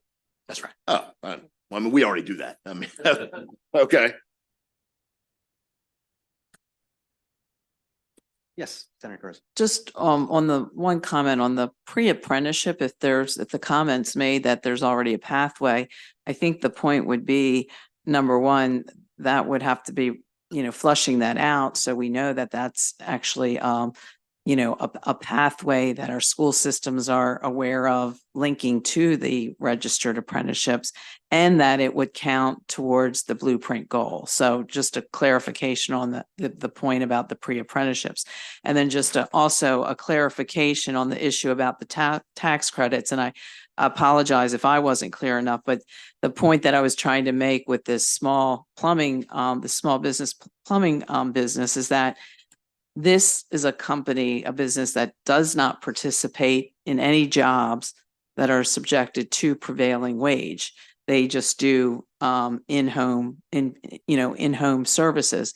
But the point that we're making is they were not able to tap the tax credit because of the $21. So that was the point, not a conversation about, prevailing wage. In this case, they're not participating in jobs that require the prevailing wage rates.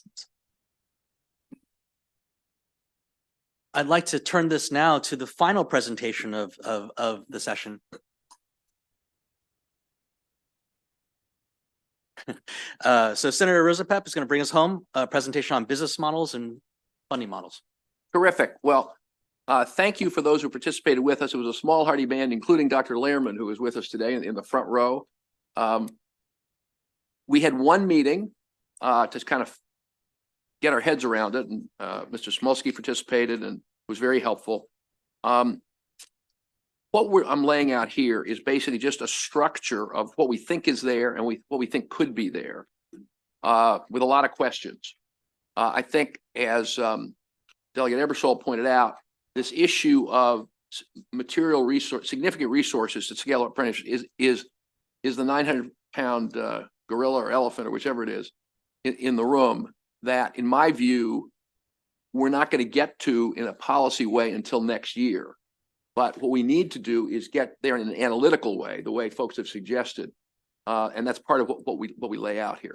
So let me just kind of walk you through this. So, just for definitional purposes, business models. What are the variety of ways apprenticeships are funded in the United States and other countries today? Funding options. What are the revenue streams which can incentivize apprenticeship startup costs and which can provide sustainability at scale? Important issue, because one of the points that Brian made, and I think those who are very into this know, and certainly Aaron knows, is that so much of what has gone on has come on from grant funding, not sustainable.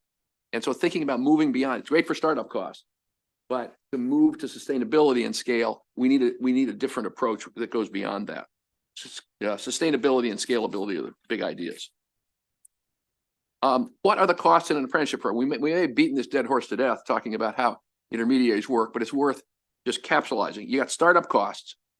And that means for those who have been involved, they know it's a painful process of redesigning the job progression, because a lot of employers are used to just stealing their competitors' employees, and they walk in and they got all the skills and they're ready to rock and roll.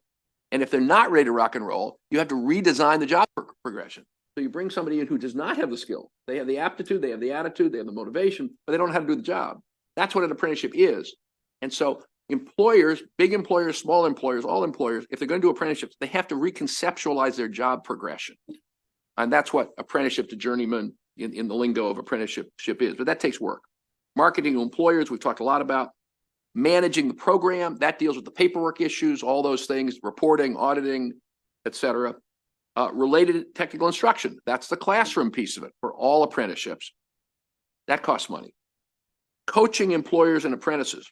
We haven't talked much about that, but as I talk to apprenticeship sponsors, it's a real deal. Apprentices are apprentices. They just show up and they've never done the job before. And so even if they are not high school students, even if they're in their mid-20s, which is where a typical apprentice starts today, they haven't been in this work environment. And so coaching them as to how to do that is an important part of what has to be done to help them succeed. But similarly, coaching the employers. I remember talking a couple of years ago with the Auto Dealers Association, which had experimented creating an apprenticeship. And it failed. And they said the reason it failed is we didn't know how to coach our employee experienced mechanic mentors about how to be a mentor. And so that takes coaching, that takes training. And so that's a cost. Somebody's got to pay that. In many cases, in probably most cases, outside of the construction trades, the employer bears that cost, and employers may be willing to bear that cost. In other cases, they get subsidies for it. And finally, paying the apprentice. Remember, it's a job, so you get paid for it. Those are, at least in our group's mind, the pieces of the puzzle. If people have additions to that, corrections today or later, that's what we're looking for. Okay. What are the current U.S. business models? The first is self-funded. That's where employers and workers in group apprenticeships, which we've talked about, make payroll deductions for those costs: administration, recruitment, coaching, and RTI. And this is the system in the U.S. generally used by union and non-union construction apprenticeships for government work. I was unclear about that, but I got with Grant Smeltzer with the IAC, and he confirmed that for government work, the model is pretty similar in the non-union apprenticeships as in the union apprenticeships. Basically, that's a payroll deduction. So if you're if your worker gets paid, not the apprentice, but the regular worker, the post-apprenticeship worker gets paid $25 an hour for doing their job, another 50 cents or $1, and Brian can, give me real numbers on this if folks want to answer a question, goes into the apprenticeship and training fund, so that the employer and the worker who's a post-apprentice are contributing a little bit of the payroll every month to train the next generation of workers. It's a kind of brilliant system. And it works both in the union and non-union sector of the building trades. It's negotiated in the case of contracts in the union sector, and it's an agreement among the contractors in the non-union sector. Second way is employer pays. In the US, in IT, in the non-union apprenticeship construction sector, and a few others, that's basically the way it works today. And again, our chairman would know more about this than I do.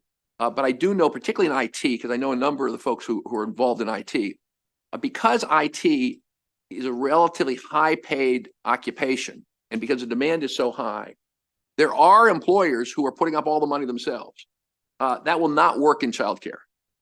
So you got to keep that in mind, that these different industries are different from each other. But IT, it's actually happening, and it's happening in the non-union private sector construction area. That's the self-funded model. Then the subsidized model. This is where government pays for the off-the-job training in nearly all other countries that do this. And this is where we had briefings on this from Dr. Lehrman in an earlier meeting. In Germany and in Switzerland, the public schools pay for it. Does that ring a bell in terms of the blueprint and CTE? That's the model that we, in effect, want to have here in Maryland. The public schools pay for it, just like they do in Switzerland and Germany. In contrast, in the UK and Australia, they use a pay per apprentice model, which was recently launched in California and has been in Maryland on a small scale. And that's basically where there's public money that goes to the apprenticeship sponsor, you know, $2,500 an apprentice, $4,000 an apprentice, whatever it is, to cover RTI and potentially other things. Those are two different models that are currently in existence in the United States or around the world to deal with the related instruction. Then there's subsidized, and this is for the paying for the administration, recruitment, coaching, and sometimes RTI. Australia and the UK do this. They have very robust programs, and that's the way they got in the last 15 years from about where we are today up to a very high level of penetration of apprenticeship with that approach. The Maryland Youth Apprenticeship Program, interestingly, when we thought about, which we know starts and ends in high school, which is one of the problems with it. And that's not the high school level of a registered apprenticeship that's in the blueprint law. But the current youth apprenticeship program does this on a very small scale because all of those costs are covered out of the public. The recruitment is done by the public. The management is done by the public. The recruitment of the kids is done by the public. It's all done by the public sector. So it effectively is a subsidized model. My question is, what models are we missing? That's for the group. Next page. Funding options. And this is not exhaustive, which is why we're throwing this out there for people to think about and jump in now or later. One option, the existing funding models, employer pays all the costs. Not much evidence that it gets us a scale, but it's real. As I said, the blueprint pays for as much RTI and student recruitment as possible. In most occupations, it would be most of it. This is an important point because so much of the related instruction can be done in high school.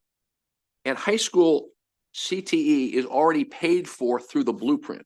So it's not marginal extra money. It's money that's already there. And that was the point in the blueprint, was to reorient CTE to become as much of the RTI as possible. So that becomes a significant funding source. Here's a suggestion that came from the Vice Chancellor of the university system, which is federal work study money in college subsidize apprentice wages in exchange for tuitions giving discounts. So here's the issue. To the extent we need post-high school RTI, colleges charge tuition. And so getting that tuition down, having somebody pay that tuition becomes a very, very important part of incentivizing employers to be able to do this.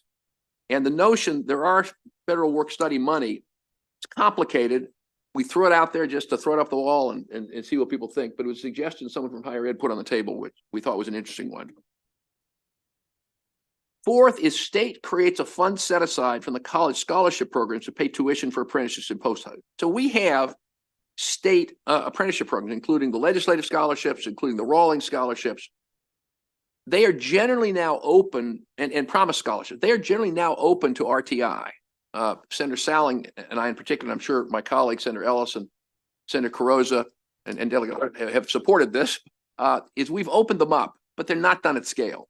But it could be a strategy to help cover the cost of RTI. As I mentioned, the example of the building maintenance program in Prince George's County, there are 2 levels of RTI done in high school in the CT program, paid for. And then there are 2 levels beyond high school. Somebody's got to pay for it. Then you have the EARN program, which people here, if you're familiar with it, you're very familiar with it. If you aren't, you aren't. It's a program that was launched during the O'Malley administration, continued under the Hogan administration, and I presumably continued under the Moore administration, which basically provides subsidies to employers to do training.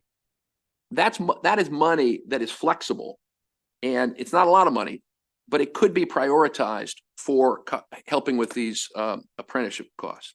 Similarly, WIOA, which is the Workforce Investment Opportunity Act, this is the federal money that the state gets, and most of it goes out to the localities.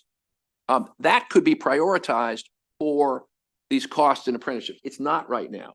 It's allowable, it's complex, but it's a recommendation we could make to have the state WIOA plan, which has to be submitted every 4 years and is going to go in early next year. We could recommend that it be prioritized to cover these costs in scaling up apprenticeship. That's money that's already there. And then state tax credits. And this, we talked a little bit about the problems with the Maryland one, and there are more than a few problems with the Maryland one. I'm the sponsor of it, so I'm here to help. But about 14 states have tax credit programs, and that's an area that has some potential to cover some of these costs. Then new funding models. And these are, again, ideas that have been kicked around we wanted to put together here. So group sponsor payroll contribution by sector. So think of it this way. Take the model that we discussed in the construction industry, where so much per hour on a payroll is put into the apprenticeship training fund. This could be done in other sectors. It gets a little complex, but not too complex. So I'll give you an example. In the teacher apprenticeship program that we've been talking about, and this is very much in the visionary stage, not in the ready to have the apprentice go to work. But given that you have a small number of unions and you have a limited number of employers with school systems, they could put together a joint apprenticeship and training council all together, and the union and the school systems could negotiate how many cents per hour from the teachers and the paraprofessionals would go into the apprenticeship training fund. So it would be mirroring what happens in the government sector of the construction industry. That could be done in other verticals as well. It had to be thought out case by case. And I'll just speak for myself here. I think doing a deep dive on this and modeling this is something that we should do, because it might not work every place, but it could work some places, and it has been proven to work. And so it's something that does not call on additional public subsidy, but it's self-funded. That's all I'll say. Then public funding options. Scale up the current MDOL grants for group sponsor startup cost and organization. This is a point that Aaron made and other people have made. And in fact, Senator Carozza and I were talking about this the other day in terms of the hotel industry and the restaurant industry. Those are industries that are across the state. They have similar needs. The National Restaurant Association has filed a federally registered apprenticeship. The Maryland Restaurant Association is in the process of filing for a state registration. Startup costs to create restaurant management apprenticeships at scale is an option, and there is money in the bank now to help with those startup costs. So that's what that means. Second is pay per apprentice for employer recruitment, RTI, and other costs. That's using the very successful model from the UK, Australia, France, and Canada. Third is state tuition aid for post-high school RTI from the almost $3 billion Maryland already puts into higher education. This is worth talking about. It's a little bit controversial with some people, but it's important to understand. Is the Kirwan Commission found that no more than 1/3 of all high school graduates in Maryland earn any degree by the age of 25. And we this year put in almost $3 billion to the post-high school education of that 1/3 of the kids. if you take together, and Aaron can correct me if I'm wrong, we put in less than 200 million altogether for the other 2/3. There's obviously an imbalance there. No wonder we have a skill shortage. And so one way to think about this, and this is discussed in other states, it's being discussed at the national level, is how do we rewrite the balance between post-high school education for the 1/3 that get a degree with the 2/3 that don't get a degree. Doesn't mean you can't have a degree apprenticeships, you can have degree apprenticeships, but when you look at it that way, the strategy for post-high school public investment is a little off kilter. And I say that as the senator from College Park.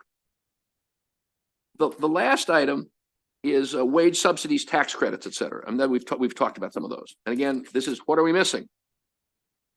Okay, last but not least, next steps. Our work group wants input on other models and options. We probably have not canvassed the whole world. Other people have great ideas that are not on these lists. Then next step is research and financial modeling of each option. This is what Eric was really talking about. And we have Dr. Learman and his merry band from the Urban Institute to help us with that, and DLS can help us with that. But we really need to do modeling on each of these things to really put numbers around them. These concept great, but numbers count. And then discussion of the pros and cons of each option.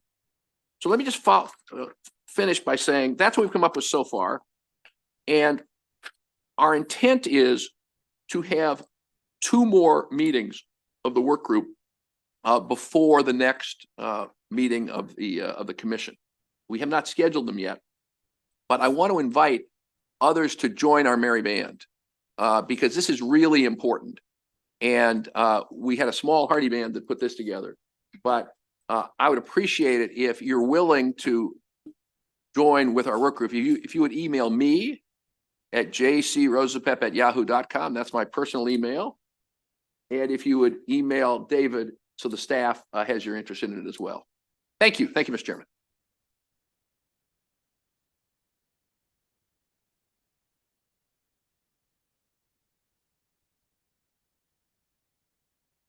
Yes, Delegate Wu. Thank you. It's great to listen to all the discussions. I look at the funding options, did some rough estimation, right? So if our expectation is 60,000 apprenticeship, if each one costs $5,000, that's around $300 million. And assuming only 10% request the funding, that is still $30 million, right? That's huge money. I'm thinking about probably depends on the employer, and then depend on scale, size of the company, and depend on the industry. Maybe we have some differential criteria how for the reimbursement, how to do other stuff. If we use one scale to fit everything, I don't think we can scale up. That's a very realistic expectation, right? 60,000 is a huge number, and we're kind of triple what we have right now. And in order to achieve that, we need to think about how to really look at the numbers, what are the realistic step to get there.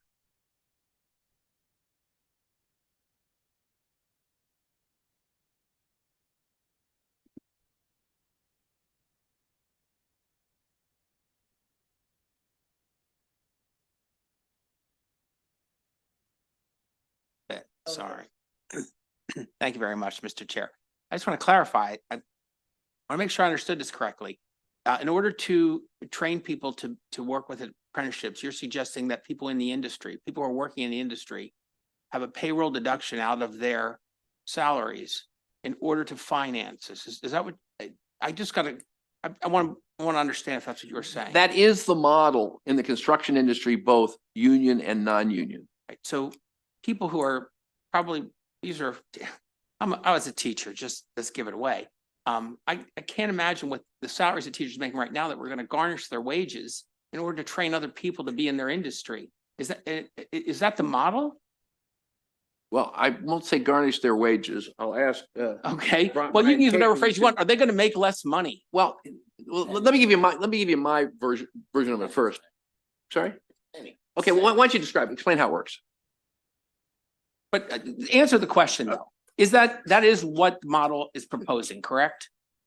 Yes, that's what. Okay, thanks. You can certainly, I'm not gonna, Yeah. I'm not gonna suggest you can't embellish here, but I wanted to No, get I that mean, established. it is in the construction industry, it is something that is understood and recognized that, that is how we give back. And that we train the future is that we contribute both the employees and the employers contribute equally. And for my organization, it's 30 cents an hour. So you characterize it as not impacting the public, but all of those people are members of the public. Okay, all of those workers, all of those teachers, all those people are members of the public, and so they would be financing it then.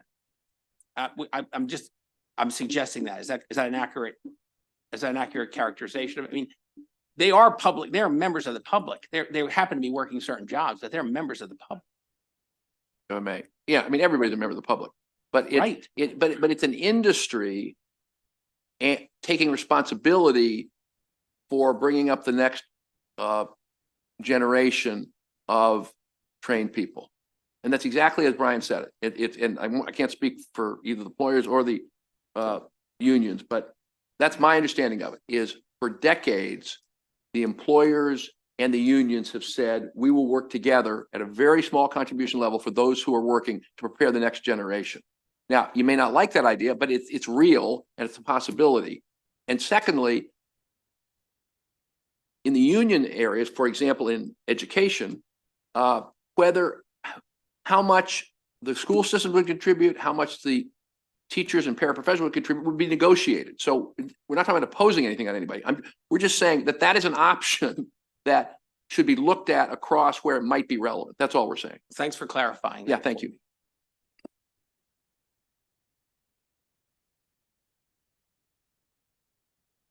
Start talking. There we go. Thank you. Thank you for the recommendations, particularly around how the state scholarships are set up. I think we welcome the opportunity to have particularly our Director of Office of Student Financial Assistance sit in on your forthcoming work groups. I think some of the challenges are just it's wording. And there are some additional challenges, which I think you authored some changes in legislation from last session, things like full-time status, GPA requirements. Those have to go away in order to make these scholarships available for the related instruction. And so I think you did that with Promise, and there's certainly opportunity with many of the other scholarships. And our Director of Office of Student Financial Assistance, so let me put his name on the record, Al Dorset, he's gonna hear about this. He can best help advise on appropriate language, because I think we're all on the same page here. These are wonderful scholarship opportunities that should be open to students of all walks of life trying to pursue career paths. So thank you.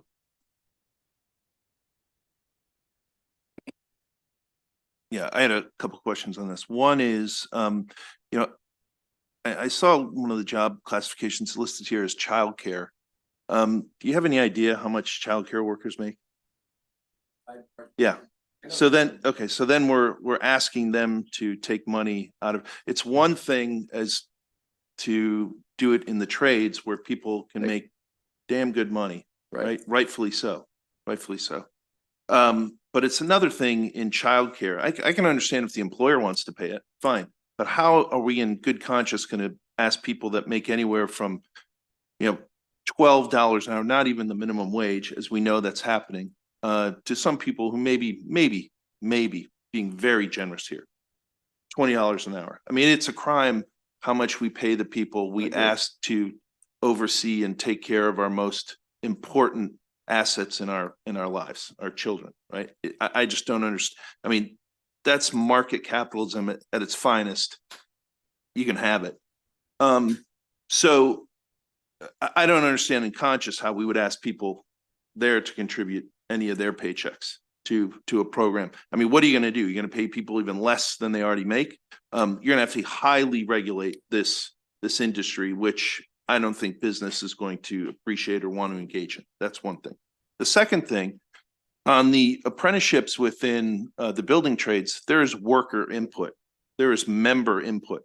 I see nothing in any of these models, with the exception of the building trades, where that is guaranteed, where the workers who are under these apprenticeships, who are going to be working in these apprenticeships, are going to have a say in this process, a say in the structure, or anything along those lines. I mean, correct me if I'm wrong. I know the building trades does, No. but is, you know, again, and going back to the models you love to tout, the German model, the Swiss model, these are all regulated.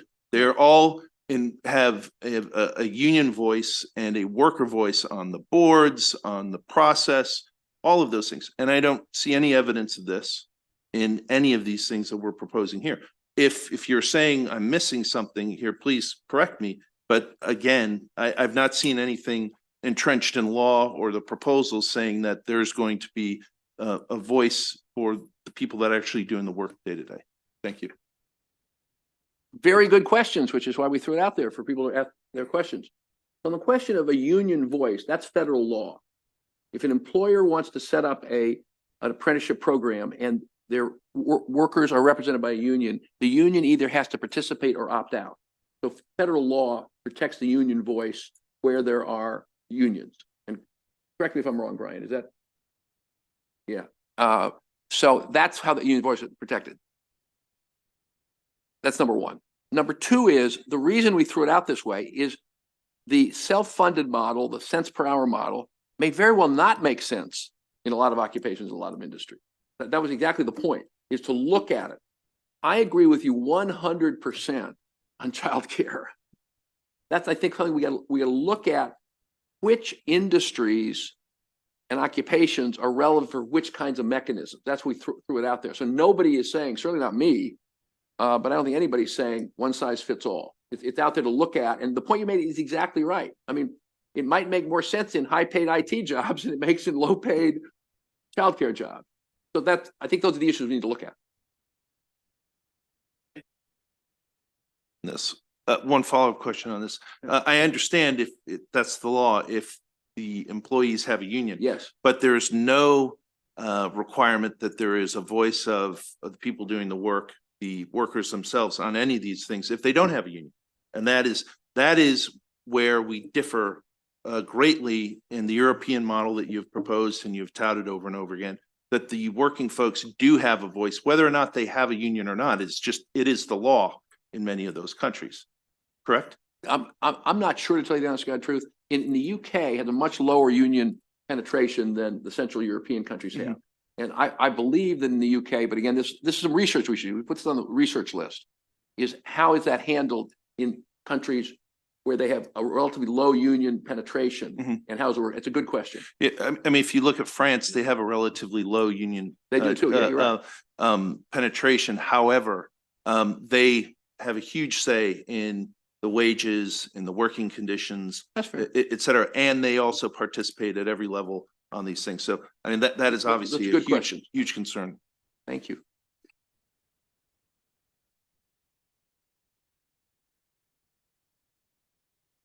Okay, thank you. So I just want to say the federal work study idea is interesting, and I think it would be, you know, that's one that I'd like to explore a little deeper. I've not heard that before, and you know, I was a Pell Grant recipient. I did work study, so I kind of my wheels are turning on that.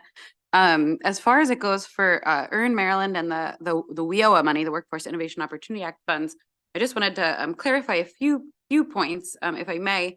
On the Earn Maryland front, I would just say that's a sector strategy model where we're investing in any given sector. If you have 5 employers and community partners, et cetera, everybody contributing sort of their core competencies and what they do best to workforce development needs. So we're not necessarily funding the employer themselves, but certainly the employers are the driver of that model.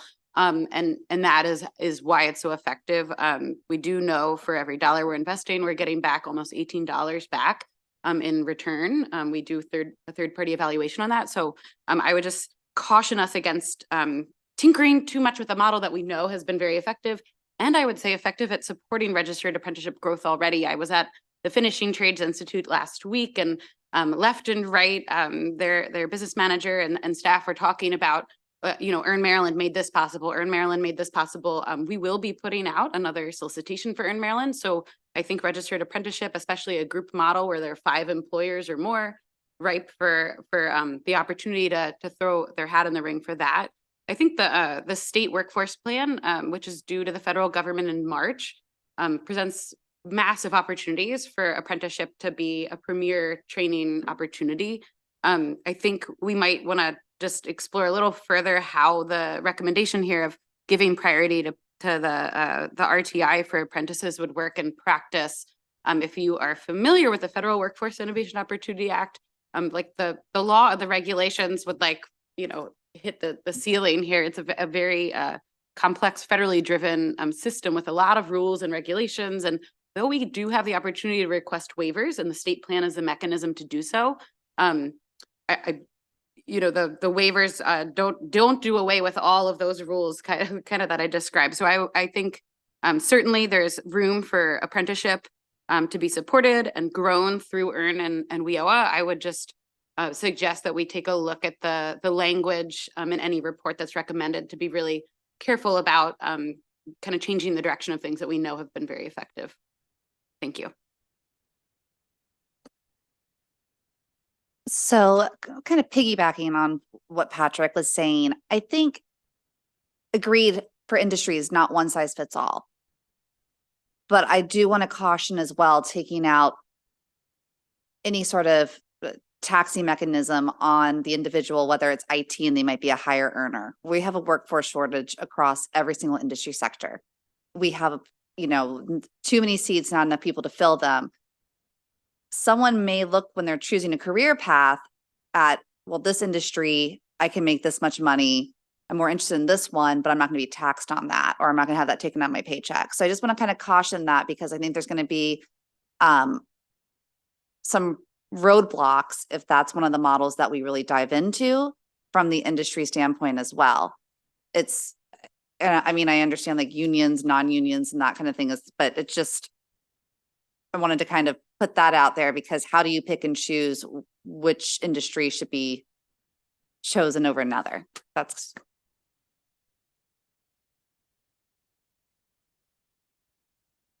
I'm going to say maybe contrast to that is that in the construction industry, in the union construction industry, that's the way it's been done forever. And I didn't even notice when I was working, but as the father of a teacher and knowing that there are teachers in the room, that if there is a registered apprenticeship program for teachers, and that in lieu of the exorbitant student loan payments that they have a cents per hour contribution for the rest of their career, I bet every single one of them would choose that.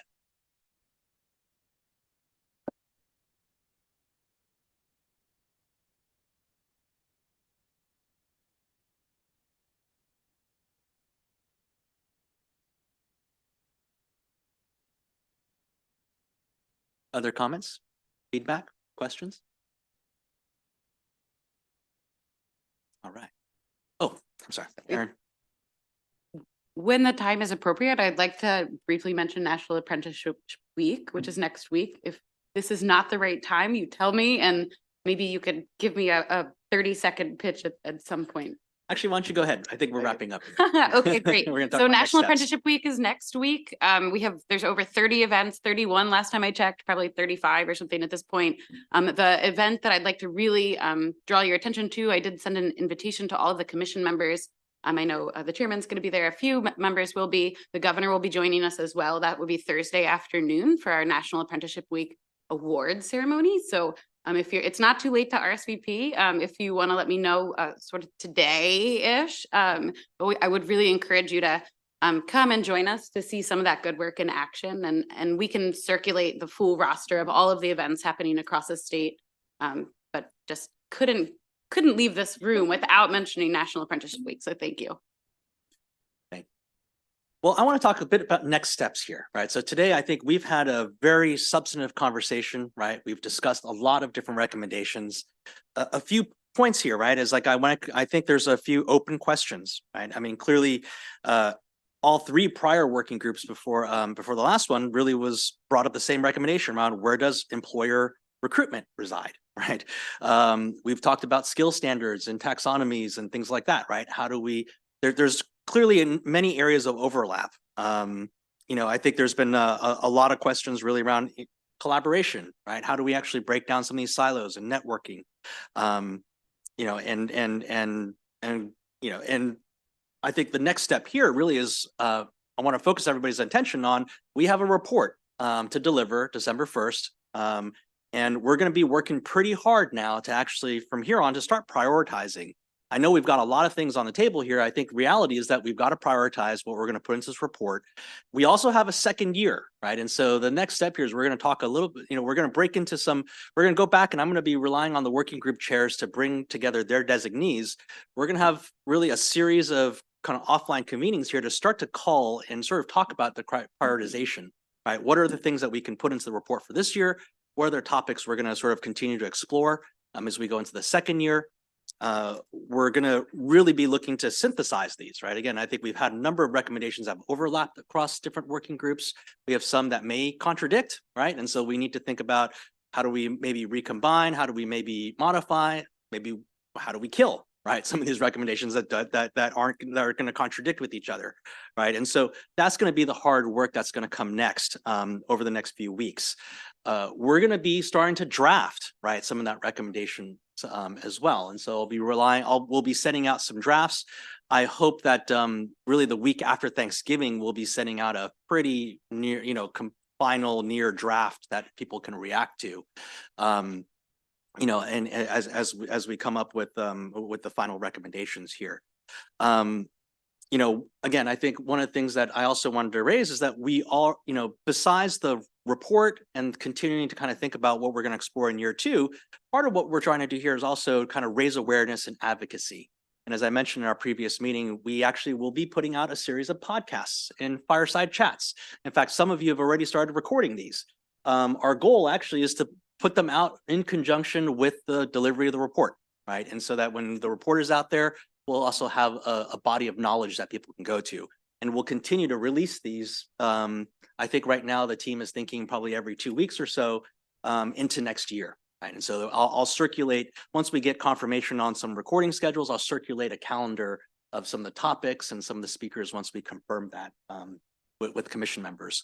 I encourage you, if you haven't signed up for one, or there's topics that you want to dive deeply into, please raise that, bring that to my attention or to David's, and we'll get that on the calendar. And again, sort of be able to sort of put that out there, starting this year and into next year.